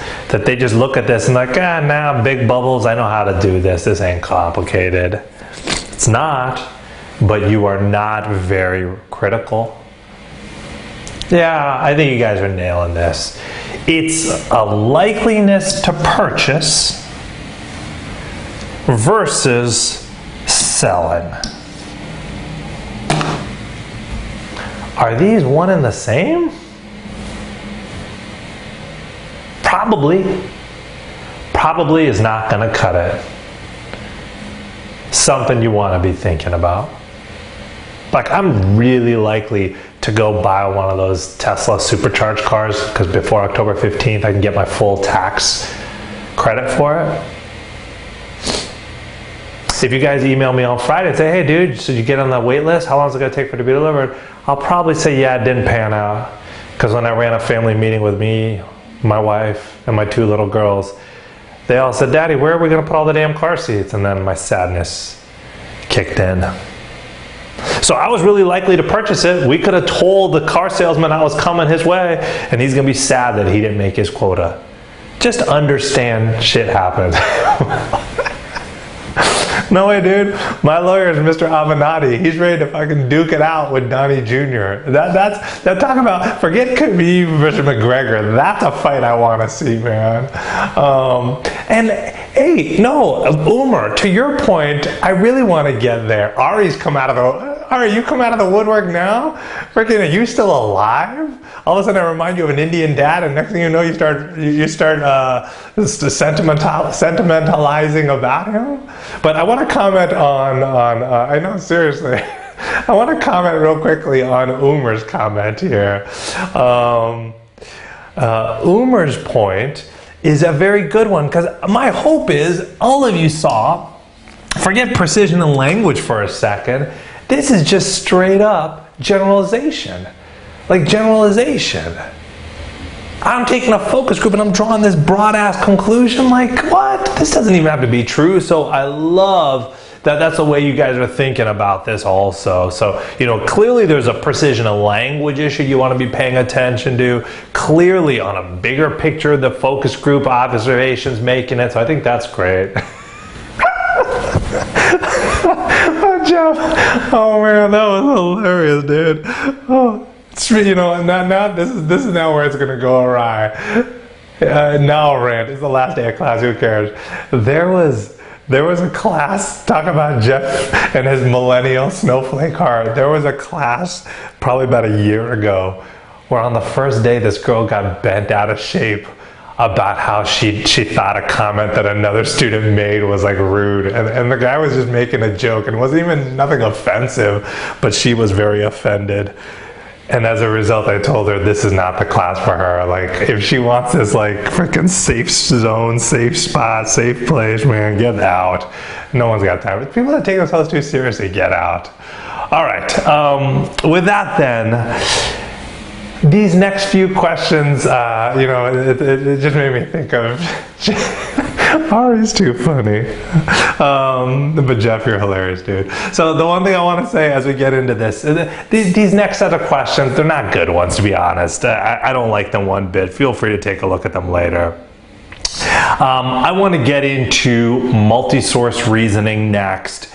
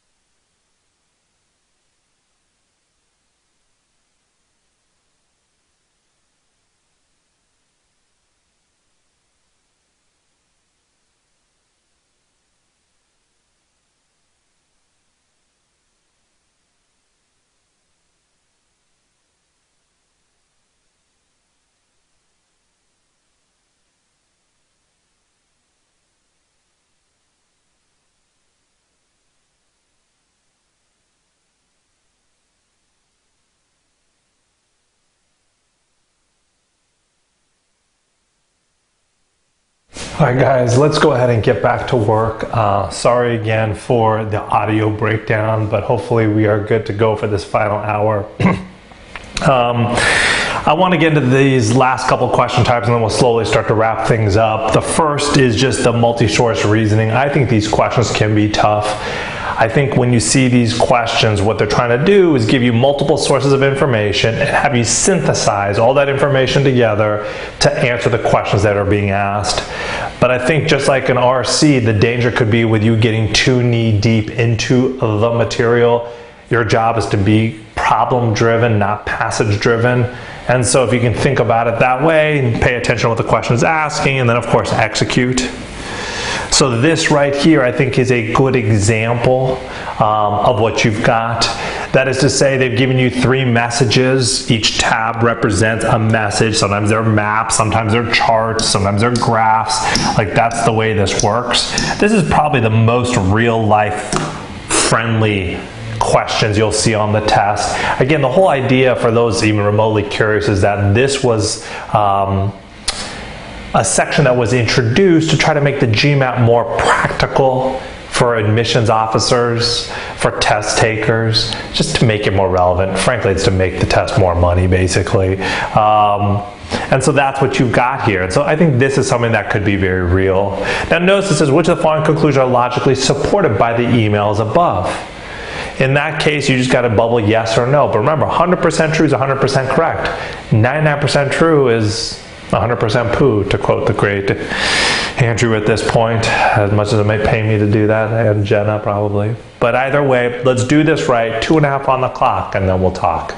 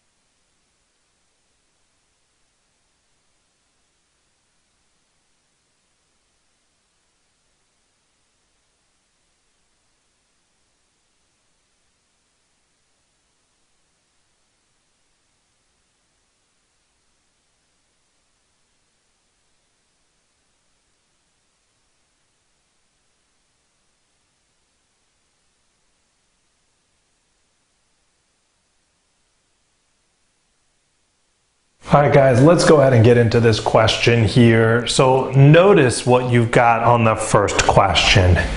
It says that the home seller's asking price is at least $380,000. Well, what information do they give you to support that?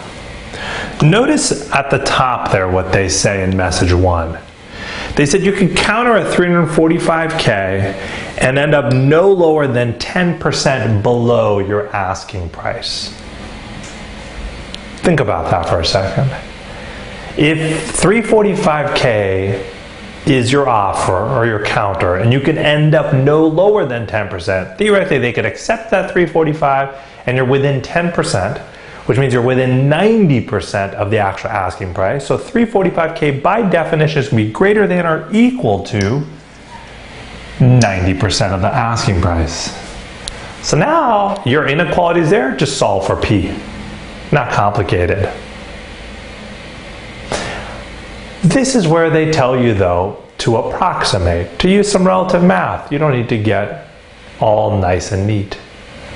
I would disagree. I would disagree because, first of all, I may suck at math, but at least I know that 345 is not divisible by 9. Secondly, I know that I've got me a calculator right here. Thirdly, it takes me, 3 seconds at most to type in 345 divide 0.9. Fourth and most important, I know that with inequalities, it can get really dangerous as to how close numbers come to that edge and whether they fall on the left side or the right side of it. So I am not taking chances here. I would be using the calculator all day long on this. That's me. Now, of course, if it were a problem-solving question, then yeah, I would dick around with approximating and so on, but I don't have to do it here, so I won't. So this is where I'm saying resist the urge to use it, but I'm not telling you never use it. I think that's not practical. So then notice what you end up with in terms of the math. That P is less than or equal to 383K. If you know P is less than or equal to 383,000, and you want to know if P is greater than or equal to 380K, there is about that 3K overlap where it could be true. But could be true is not the same thing as saying it's definitely true. And for that reason, this is a big fat no. So if I have A on the board in any capacity as slightly more than a quarter of you did, I get this wrong. I then have to move on to the second question. And what does the second question say? It says it is possible for the parties, exactly. It is possible for the parties to agree on a price at which neither side will have to compromise by more than 15%. Now you might have looked at this and said, well, of course anything is possible in life. No, anything is not actually possible in life. The math here is what matters. If this had been 0.15%, this is actually impossible. But the fact that it's not 0.15%, but 15% actually makes it work. Because remember, the offer itself is at 300K. You bump it up 15%, you're at 345K. You already know you could counter 345 and you're within 10, which means you're within 15. So yeah, this is theoretically possible, but it's because of the math that's involved, nothing else. So to stick the landing on this, it needs to be no on A, yes on B, and about a third of you got this question right. Now ask yourself, where did you have a tough time? Maybe you're still stuck reading message 3. Okay. Remember what your goal was. Your goal was to kind of get focused on what the questions were asking and then try to be question driven. Now if you say to me, I know, but you only gave me 2.5 minutes, I really would have liked 3.5 minutes on this, I'd say that's okay. Again, part of these are just artificial constructs of time. On test day, you could have 3.5 minutes. But remember, if you bust out that extra minute here, you do realize you have to cut it from somewhere else down the road. And as long as you're doing that consistently, I'm not worried. But if you're not, and on every question you always claim you need an extra minute, then you're adding up to a whole lot of extras that you're not going to be able to pay off. All right, with that then, I want to get into this last question type, which is just a 2-part analysis. Now these question types are just straight up quantum verbal questions you've done. There's actually nothing else to it. And so, That's kind of true. And so the one thing that I would say to you is that as you get into this, you want to make sure that you realize what makes this challenging is that with two-part analysis questions, you got to be able to pick an answer on the left side and the right side, and that's it. But now you go from maybe a 1 in 5 to a 1 in 5, which is a 1 in 25 or a 4% shot of getting something right randomly. And sometimes it could be worse. Like for example, on this question right here, there are 6 bubbles. 1 in 6, 1 in 6 is 1 in 36 probability. We did this yesterday. 1 in 36 is less than 3% chance of randomly getting this correct. All right, with that then, I do want to take a crack at this question here. Now, let's call this poll number 1 for now. I can't get you to answer in the poll the way the question's written, so we're going to have to do a little bit of sorcery of sorts. While the timer's up and when the poll opens, your job is to answer company A on the poll. I will come back up here, I will note the results, we'll broadcast the results, and then we'll reset the poll, and you're going to then enter company B in for the second poll. You will not get any additional time. You are supposed to have all of this done in the 2.5 minutes that we allot. So with that, bring some respect. Let's talk when time's up.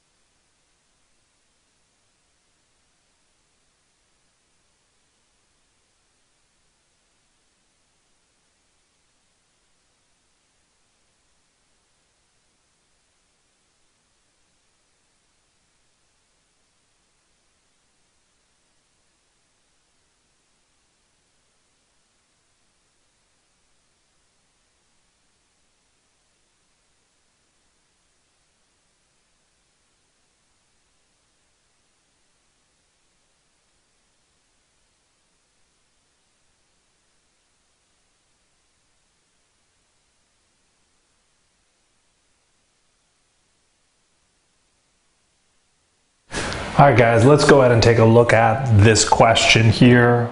So note the stats on the board. I've got about 65% of you here in B, about 4% of you in C. Let's call it, I guess, 17% of you in D-ish. About 4% of you down here, and let's make this a 9% over here.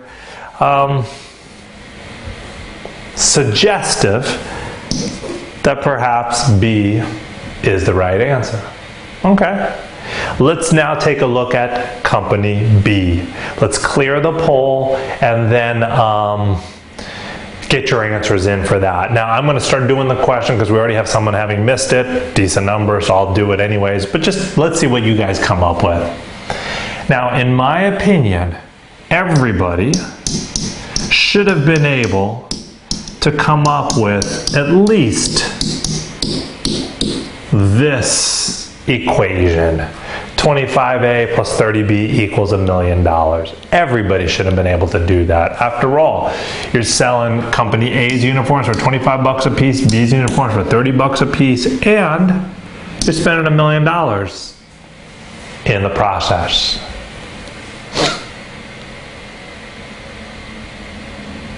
Multiple ways to do this question. You could, after all, if you wanted to, sit here and plug and chug all these numbers in. That's the way the books will do it. If that's what appeals to you, definitely feel free to read the book solution later on. That does not appeal to me. Remember, I said it before and I'll say it again. Number picking and back solving are low-level ways to go, in my opinion, a majority of the cases. There are times and places for them. This is not going to be one of them. I would much rather tackle this on an algebraic front. Now, you might say, how the hell are you going to do a question like this with two variables and one equation? And I'll say, well, I guess sit back and watch. Now, the one thing that I would say about this question, though, is it's a tough question. Those are some large and weird numbers. As a result, I want no part of it. Remember what I've said to you before, and I'll say it again. Your job is to actually be proactive, not reactive. That's what you need to be thinking. And that means rewriting the question to answer questions that you want to answer, essentially, not the ones that they've asked you to answer. So when I look at this, I'm going to say, you know what, F, A, and B representing the number of uniforms for company A and company B, I'm actually going to look at this as the number of lots for company A and company B. And then I'll back solve into, or I'll back into the number of uniforms themselves.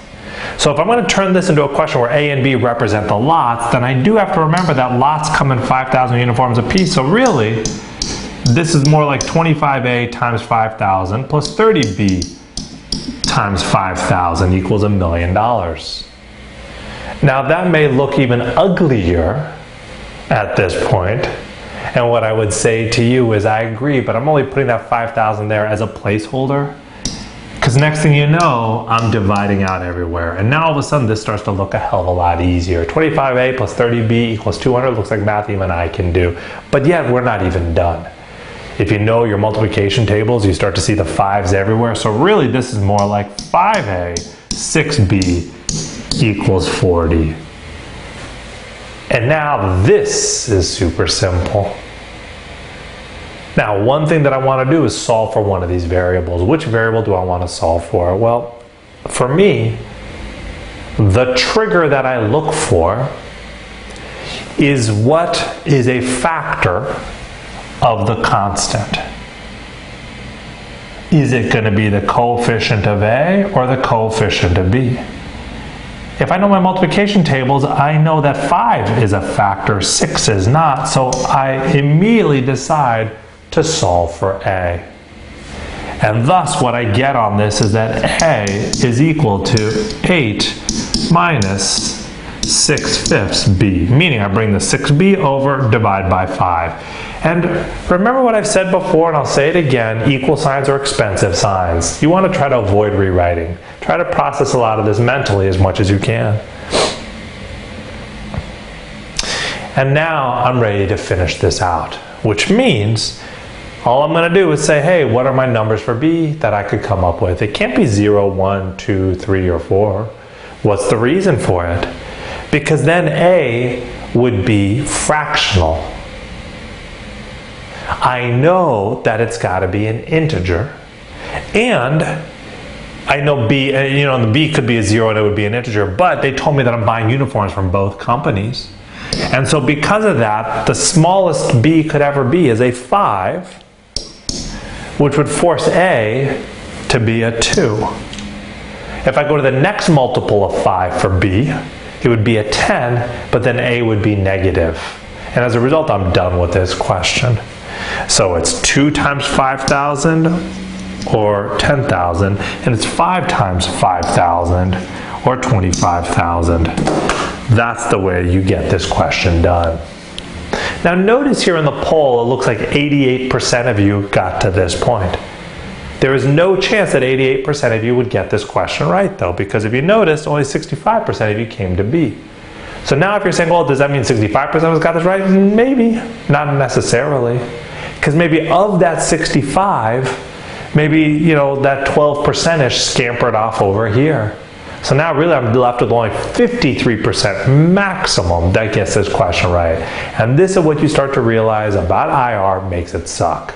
You could do so much, yet walk away with so little. So your job is to be very detail-oriented with these questions, but not at the expense of running over on time, because I think that's what'll kill you. All right, last question here that I want to do, and then we're going to start to wrap this whole thing up, guys, is a critical reasoning question. It is the negation technique in the mix because, again, if you have an assumption question, how the hell can you not use it? Makes no sense at all. And so as you get into this question here, ideally you're still anticipating what the logic flaws are and able to see what you need. But either way, when you come to your finalist or finalists, your job is to bust out the negation technique and just be thinking to yourself, hey, which of these pokes a hole in my conclusion? If I manage to do that, then I win. Okay, with that then, let's put 2.5 on the clock and then we'll talk.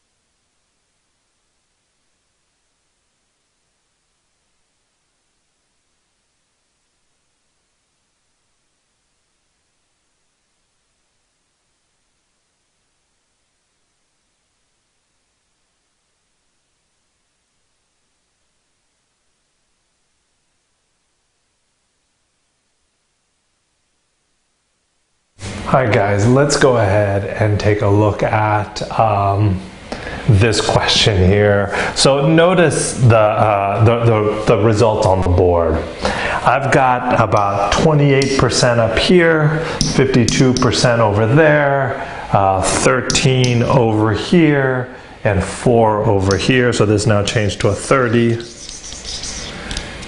suggesting that maybe, god damn, hey. Suggesting that, of course, choice B is the right answer. Now, here's the one thing that I would say to you about this question, by the way. How you choose to do these two-part analysis questions, this is where you have to start to figure out what works best. Do you want to read both of these things and then come down and do them both? Or do you want to read one, do one, read two, do two? Like, that's where you have to figure out what you want to do. There is an efficiency that comes in from reading it once, doing it once. But personally, it's tough to do that. And so for me, the key is to make sure that you figure out what works best for you. So maybe it means it takes a little bit more time. That's okay as well. So now let's get Ron's assumptions into the mix here. Dude, Jeff's now using proper commas and Ron's lost it. Let's go ahead and put in your assumptions for Ron, and then we'll get into Joseph here as you guys trickle this on in. So, and no one chose this, which is great. So notice what Joseph's conclusion is. Therefore, reducing the number of tests will be effective in controlling those premiums. So let's cut the tests to curb the premiums. That's really the way you want to think about this. So now let's find one of these answer choices that when we negate it, it will poke a glaring hole right into that conclusion. So the first guy, doctors are, this is positive, I'll make it negative, not generally able to determine with great reliability which diagnostic procedures and tests would yield the most effective results. So doctors don't know what they're up to. Who effing cares? Remember, this is about cutting the test to curb the premiums. This does nothing when I negate it. I know this is out. B, tests and diagnostic procedures, this is negative, I'll make it positive. Tests and diagnostic procedures make up an insignificant portion of the bills that are sent to insurers. So if they make up an insignificant portion of the bills, that seems to suggest that perhaps it won't matter if you cut the test to curb the premiums. Pokes a glaring hole right at the conclusion, and as a result, I love you, choice B. But again, I respect you, so I'm just going to make sure I'm doing this right. Choice C, insurance companies in other industries such as auto and home have not, go negative because it's positive, have not been able to reduce costs by reducing the number of unnecessary repairs and replacements on claims for autos and homes. Who effing cares? Again, all these other industry talks, there's an objection relevance, but either way, using the negation technique, it does not poke a single damn hole into this argument, it definitely gets tossed. So an even less popular option is choice D. Patients are, this is a negative, I'll make it positive, patients are just as likely as doctors to choose the most expensive diagnosis and tests. That may be true, who cares? Cutting the test to curb the premiums, that has no impact on this. I know it's irrelevant. So yep, choice B, best answer as a result. So now let's take a look at Ron's assumption. So, you see the distribution on, no one chose choice E. Strongly suggestive that D is going to be the winner. So we'll come and we'll look at Ron for the first one. And of course, his conclusions there at the end, in order to succeed in reducing the number of unnecessary tests, we should allow the patient to decide. Let's let the patient decide to cut those tests, essentially. So the first one, doctors are not generally able to determine. If the doctors can't do it, then it makes logical sense for the patient to do it. This doesn't poke a hole, it only reinforces guaranteed wrong. The exact opposite of what we want. Second option, tests and diagnostic procedures make up an insignificant portion of the bill. Who cares if it's a significant portion or not? In this case, we're trying to decide if we should let the patients do it. This doesn't poke a hole in that, it gets tossed. C, insurance companies and other industries such as auto and home. Again, no one cares about these other industries. This is about letting the patient decide, or since we're trying to poke a hole in it, find something that does that. This does not do it either. D, patients are just as likely as the doctors to choose the most expensive diagnostic test. So wait a minute. If the patients are just as likely as the doctors, how is allowing them to decide the test that we're going to do going to help cut some of those unnecessary tests? It isn't. Pokes a glaring hole right through the conclusion, and I love you choice D as a result, which is why it's the most popular one on the board. But again, do the math on this. 52 were up in B on this last one. There's no way 88% of you are going to get this question right. At best, it's 52.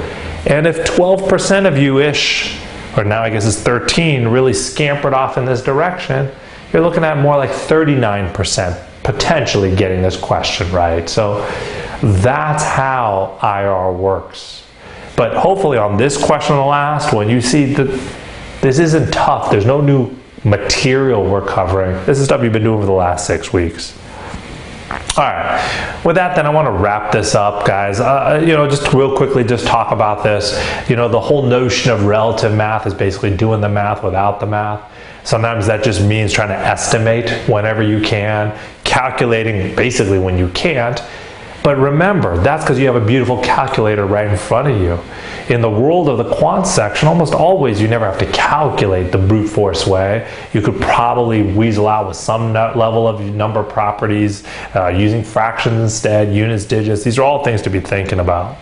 But note this last point, because I do want to end on this note. It says, remember that the logical setup for the values is typically the crux of the question, not the calculation itself. You really want to take that to heart. Whether it be IR, whether it be quant, this is absolutely true. And you've seen it in here time and time again. Whether or not you internalize it, it's up to you. I might be a math rock star. If I F up the setup, it doesn't matter how good I can crunch those numbers that follow. I will find myself in a wrong answer. And if it's one that the GMAT commonly sees, there's an answer choice waiting for me to pick it. And if it's one that only I'm so bad at math that I see, the GMAT isn't even going to tell me that. And then that starts to be more frustrating, I suppose. All right, with that then, I want to, there's this last question. Feel free to look at this. This is not a very tough question at all. I want to wrap this up and I want to get into the final preparation. So the idea now is we are done with the GMAT portion of this course. Now it's just about what you're going to do between now and test day. So I only have 2 slides left here to talk about. The first, study strategies. What to do between now and the actual test. Then I have one more slide called appropriately test day strategies. What to do on test day. Then we're done. If you have any questions at all about study strategies, now will be the time to ask them. Now I'm going to talk about a few things here, but at the end of this, I'm going to say to you guys, hey, most welcome, fortunate. I will say to you, hey, you have any questions at all about test study? Ask now. That doesn't mean you can't ever ask me. It just means that, look, mic's about to drop, we're about to change slides. Don't hit me up with even one question after the mic drops, because then it's sort of like, wait, the climax is over, we're done. Email me. So with that then, let's get into this. In my opinion, the most important thing that one can do now that you've come this far, set a schedule. Easily the most important thing. Part of the reason for that is because this class, for better or worse, can consume you. A lot of you know that because a lot of you ain't even here. A lot of you are now on freaking watching it on video mode. A lot of you are like, I'm on catch-up mode. A lot of you are like, I'll just do this again in about 3 months once I realize like I need to get my shit together. Whatever it is, this class takes up time. Now, the flip side is, well, we could teach you nothing and have it be really easy, but then what value is that? So you want to start to understand that you've given up quite a bit to be here routinely, if you're here routinely, and if you're here not only just in presence with your body, but actually your mind, then you're prepping every single week to do it. So it's not like, oh yeah, if it's Saturday, Sunday, it would be. Oh man, in this particular case, you're here 9 to 12 every Saturday, Sunday. That's not the extent of your GMAT commitment. My guess is if you're doing this the right way, you're doing your skill builders on Thursdays and Fridays, then on Mondays and Tuesdays you're in office hours, maybe Wednesdays you're practice testing. And so this is where you start to realize, like, man, this is a full-time job. And the one thing that I would say to you is, just because the course is over, there is no the audio will cut out though with my luck. So the one thing that I will say to you is, just because the course is over, don't give back your Saturday, Sunday mornings. Don't give back your Thursday, Friday evenings where you're working on skill builders. Don't give back your Monday, Tuesday office hour sessions. Don't give back your Wednesday homework sessions. Like, these are all things that you're doing, that people in your life are well aware, that are significant to you, that you're doing. If you quickly start to give all that time back, people will gravitate towards it and then rob you of it. Because, hey, just because the class ends doesn't mean your journey's over. Your journey still continues. For a lot of you, it's still weeks, months away. So you don't want to lose that focus or intensity. Otherwise, again, this would be that would be a scenario where you end up redoing everything all over, and you want no part of that. And so the one thing that I will say to you guys is set a schedule. Now, what you do with that schedule, we'll get into that in a split second. But start to set a schedule right now, carving out all the time you need between now and test day. So with that, then let's get into some study strategy pointers. First one I want to comment on is never mistake activity for achievement. We talked about that on day one. Too many people that are doing this the wrong way, and again, start to be honest and introspective, folks, just want to check the box. Like, oh yeah, man.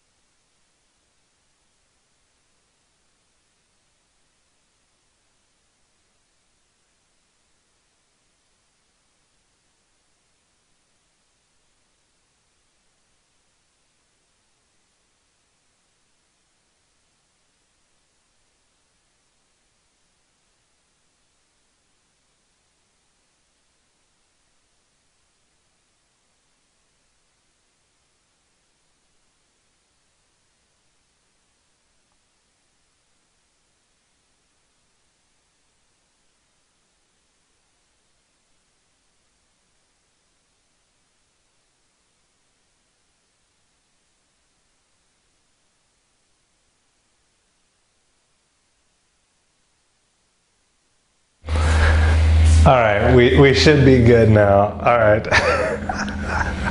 Dude, that's hilarious, dude. Freaking Illuminati ruining us, man. This is hilarious.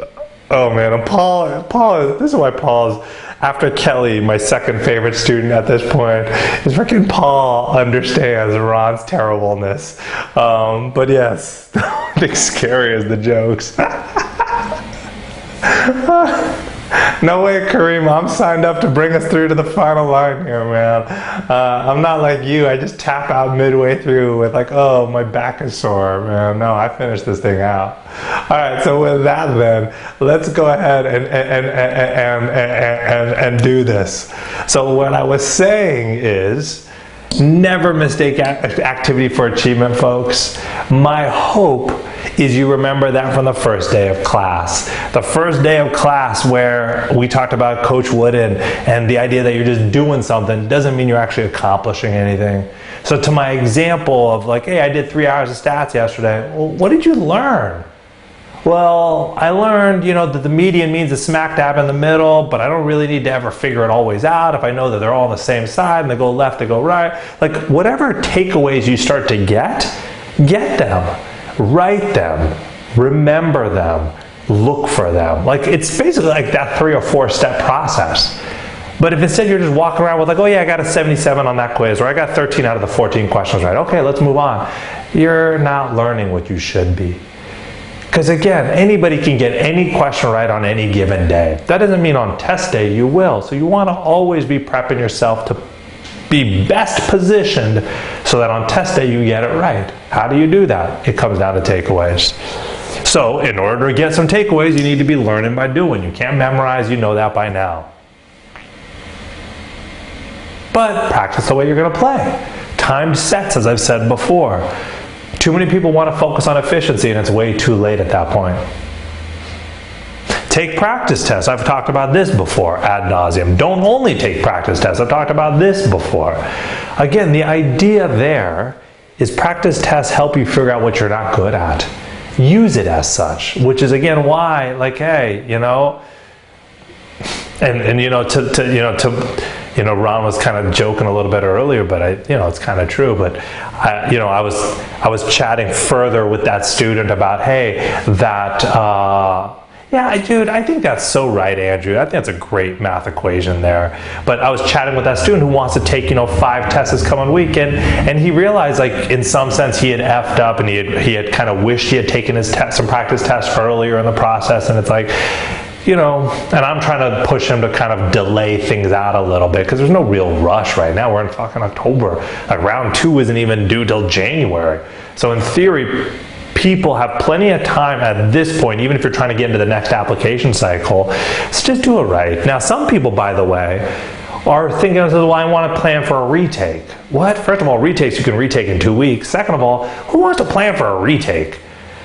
Like, I hang up the phone on students who want friggin' tutoring help when they're like, oh yeah, my first test is scheduled for this, and my second test is scheduled for this date, my third test is scheduled for this day, so can you help me? It's like, no, you're already planning for failure all these times. Like, why do I want any part of you? It makes no sense at all. What? I don't understand. So at this point, now I understand why she's out to brunch, dude. Saying exactly. Oh, Umar, you're funny. So the one thing that I will say to you guys, oh, I get it now. Oh my God, Ron, terrible. All right. So the one thing that I do want to say to you is, remember, it's not about the actual practice test itself. It's about what you do with the time that was.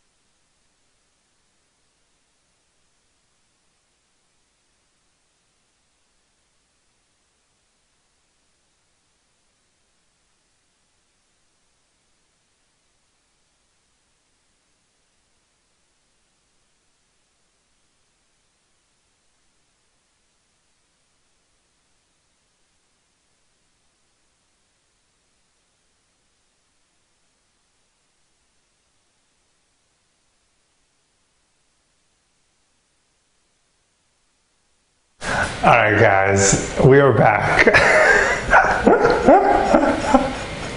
All right, so we are back. Here's the good news. It looks like I got audio. It looks like I got 3 full bars on this one. So if this gives out, then I am done. I am done. We are here. It's been a good time all, but I'm trying here. And to Ron's point earlier, it is true, dude. I think every minute going over has finally caught up with this damn mic pack. All right, with that then, let's get back to where I was. And where I was talking about what you should do with those practice tests. And the idea there is with those practice tests, you just want to make sure you're using that as an opportunity to figure out what you're not good at and then do something about it. That's really all I want you to be thinking. Okay, now let's fast forward. We come really close to test day. And when we come really close to test day, a lot of us want to do what? We want to delay. Because we say to ourselves like, man, I just wish I had more time. If I had more time, of course I could do well. Not being very aware of the previous chart that I tried to showcase would be reality for some. And thus we say, let's just push this off. Maybe. It's not always the case though. And so as a result, let me say this. When I have students that ask me for my blessing as part of the plan to push the test out, I always tell them they need to satisfy essentially a 3-element test. I strongly suggest if this ever crosses your mind, you do the same. First element is I always ask them to tell me with specificity what they suck at. Meaning, don't just tell me they suck at the GMAT, don't tell me they suck at quant, don't tell me they suck at algebra. Tell me you suck at exponents. Tell me you suck at modifiers within sentence correction, within verbal. Tell me you suck at, assumption questions within strengthen questions, within critical reasoning. Like, you want to be very specific. That's prong number 1. Number 2, tell me what you plan to do about said suckiness. So that means, tell me that you're not going to just read books, you're going to watch videos. No, useless. Tell me that you're going to actually, tell me what you're going to do by, hey, you see this critical reasoning video that I found online? This is what I'm going to watch. You see this question, number 17 and 19 out of the verbal review? This is what I plan to do. You want to really make sure you're able to say very clearly what it is you plan to do about the suckiness. Exactly.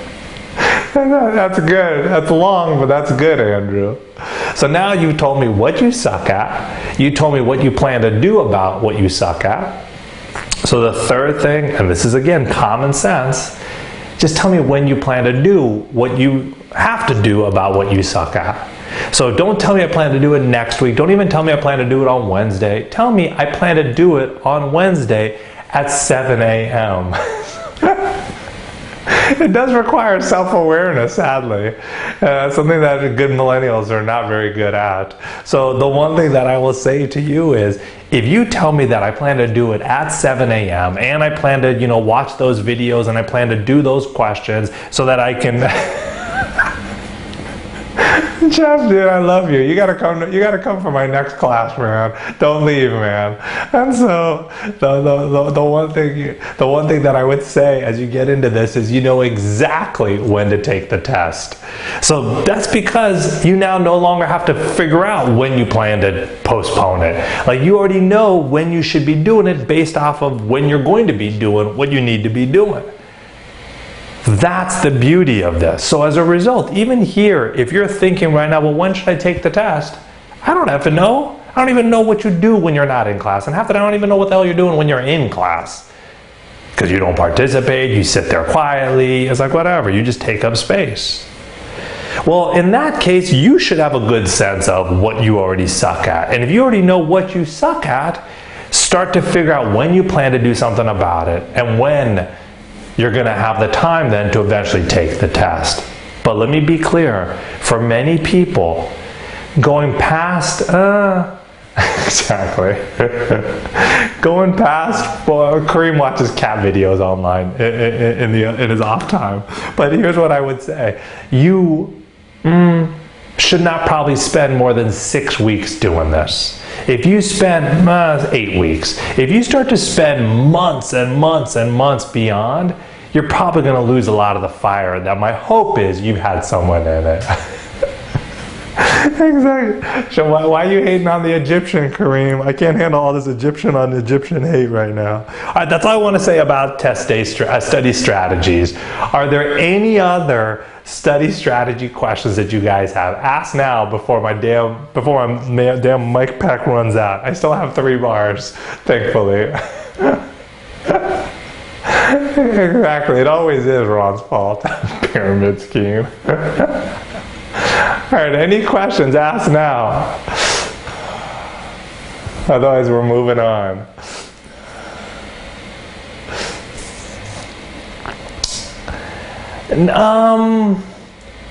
You mean aside from the official resources that I recommend in my email, welcome you to the course, that you need to go back and reread Adam Levinson?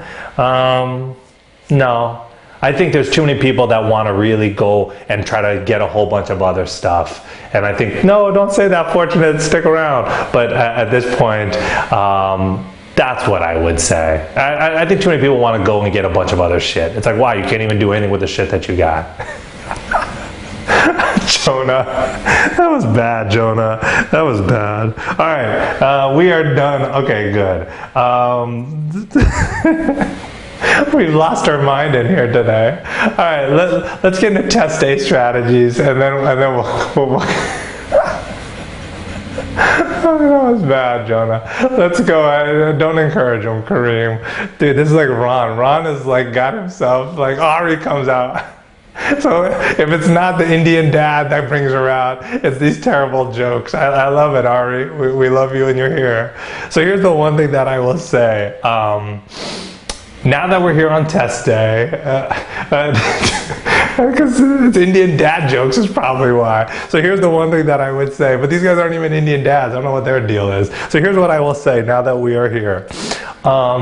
We're at test day. There are things that I want crossing our mind. So what do I want crossing our mind? First thing, excuse me. The first thing is don't be stubborn, guys. And this is stuff we've talked about before. The idea there is if you just want to hunker down on a question, you're probably not even going to get it right. But even if you do, at what expense? What I would say to you is you probably are going to get some other easier question wrong that you could have gotten right. So that's the one thing I would say. I think that's a good question, Umar. Stubbornness is relative. So remember what I said on day one was the point of no return. It is 4 minutes. It is 4 minutes. The reality is it's really more like 3.5 minutes because there's not that many questions you can do in less than 30 seconds. That's the reality. So if you're, but even on question one, bro, if you find you're spending 3.5 minutes on question one, that's a problem. That is a problem. Like question one is supposed to be a very mediocre question. By definition, question one is the epitome of like a 2-minute question. And so as a result, like if you're starting to spend too much time on it, it's like you just got to kind of let it go. I really do believe that. Now, I will talk more about letting questions go in general, but that's just something that you just can't afford to think about. And actually, on that note, you don't need to worry about all these theories out there. My guess is, not to put you on blast, but you did not watch all of those videos in the actual Talking with the Test Maker series. If you did, you probably would not even be referencing all these other idiots out there on those damn blogs right now. And you're not saying that those are the people, but you know, as far as theories, that's the only place where you can count on good conspiracy material. And Ron, of course. And so I don't understand how anybody has not watched every single one of those videos that are in my email welcoming you to the course, because you're talking to basically through Brian to Larry Rudner, the man behind the GMAT himself. and you understand what all this, first few questions is all about and the need to kind of finish and so on. So again, half of this shit people should be doing. They're not going to some idiot on the forum somewhere who's just logging in, because he's sitting in his mom's basement and he's sitting there opining on God knows what. You want no part of that. So with that then, let's make sure you understand a few things. If you can get a question right, get it right. That's a no-brainer, of course. I've harped on here about how important it is to get those questions right that you know how to do. Sloppy mistakes, they will bury you. You have to be trying to get questions wrong that you don't know how to do. Then someone could teach you how to do it. That is something you got to keep in mind. Now, note this point right here, this punting for pacing. I think this is a really important point on this one. Because what does that tell you? That basically says, look, man, you ain't going to be able to score every time you have the ball. At some point, you're just going to have to let it go, and that's okay. The key, though, is to figure out how to do it and how often to do it. So here's my advice. Don't punt the last few questions. Space out the punting. So maybe you decide by the time test day comes around, you can't do 31 questions. You can do 28 really well. 31 breaks your back every time. Fine, F it, mail in 3 questions. I'm okay with that. But if I'm going to mail in 3 questions, it ain't going to be question 29, question 30, and question 31. What I would say to you then is, okay, why don't I just mail in question maybe 7, maybe question 14, maybe question 21, so maybe 7, 8 questions that allows me to mail it in. What it does is 2 things. One, it allows me to actually just spread out my misses. 2, it allows me secretly to stay on pace. That's what I would do. But even when you punt, be intelligent. Don't guess 1 and 5. I've tried to teach you in here how to do things that would get you down to 1 and 3 pretty damn quickly. 1 and 2 sometimes if the GMAT gods cooperate. Take advantage of that.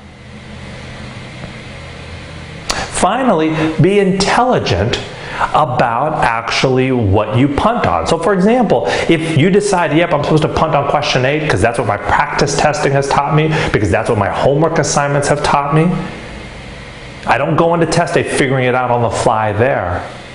At that point, I would say to you, okay, but what if question 8 is like a trapezoid question and man, you're a rock star when it comes to trapezoids. Why would you punt on that? You know how to do it. Be flexible. Again, 99ers, we're flexible. So maybe question 9 you punt instead.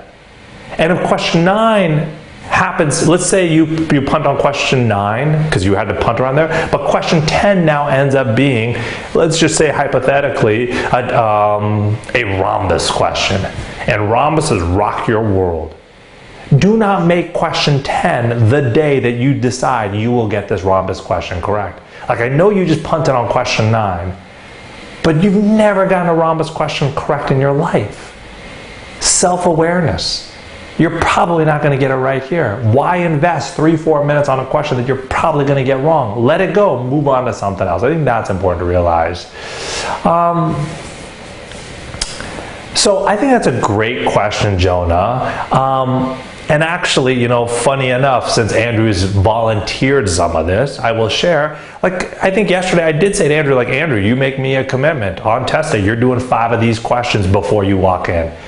Because, again, Andrew's on fire when Andrew wants to be on fire, but Andrew sometimes does a slow burn. Like the first hour, we're all friends, we're all family here. Andrew's always just texting Jenna, and she's right next to him. That's where his concentration level is. Hours 2 to 3, guys are on fire. What the F? Why? That doesn't need to be that way. So for him specifically, I was like, dude, you got to make sure. Dude, I know way too much, clearly.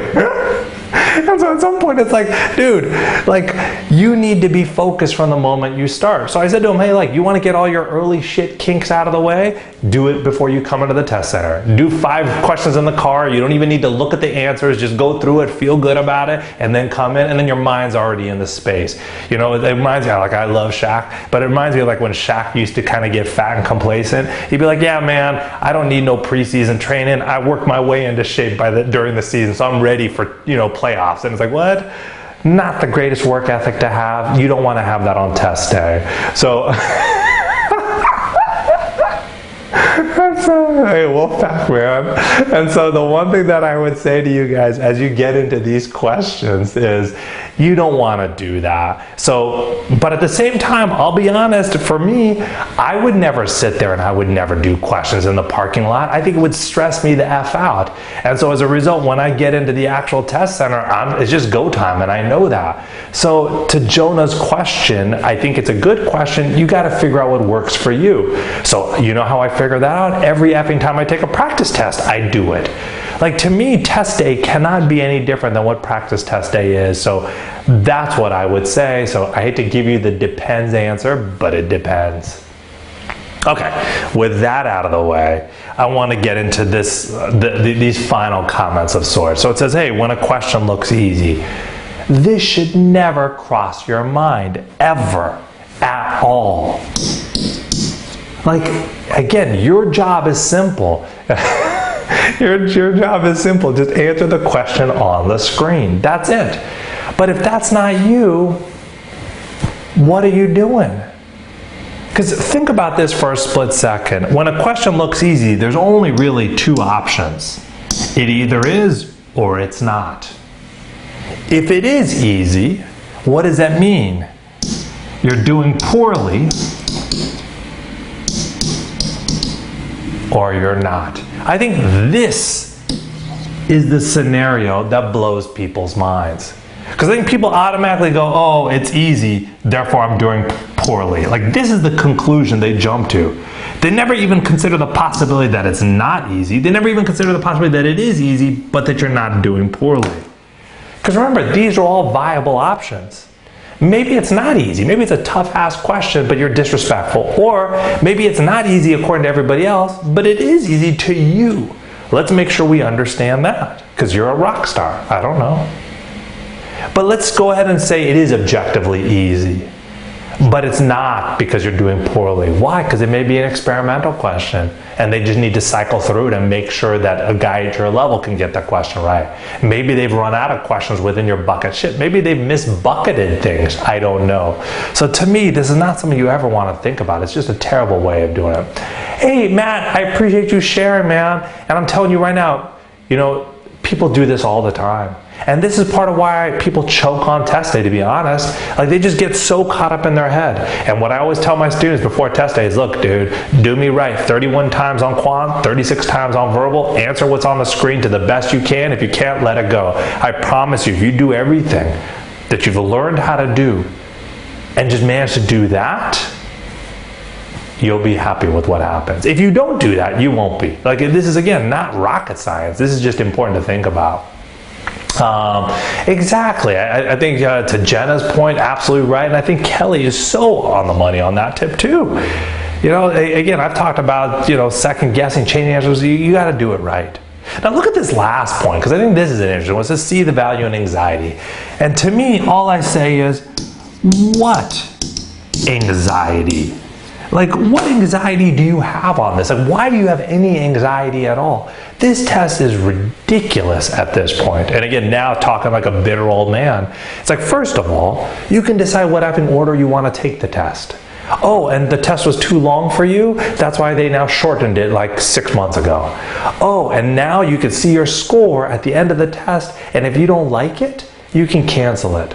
Oh, and when you cancel it, you don't need to let anybody know, so it could be your own little personal shame. Oh, and by the way, if you decide to change your mind and bring it back because you decided, maybe I'm not that bad, I actually want that score back, you could pay somebody and they'll give it back to you.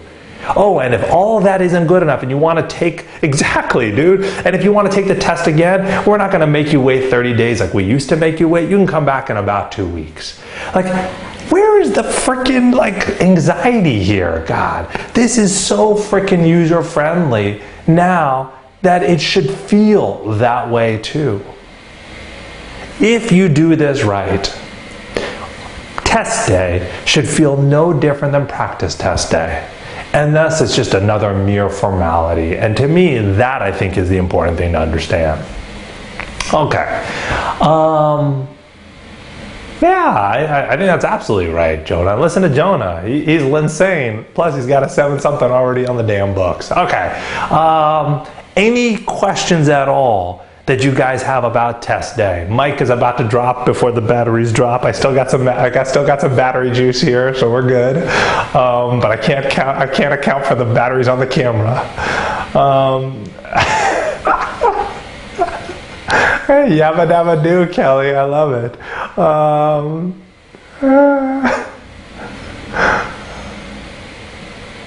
Did Kelly ask her question? If she asked her question, it already scrolled off my screen. I'm sorry.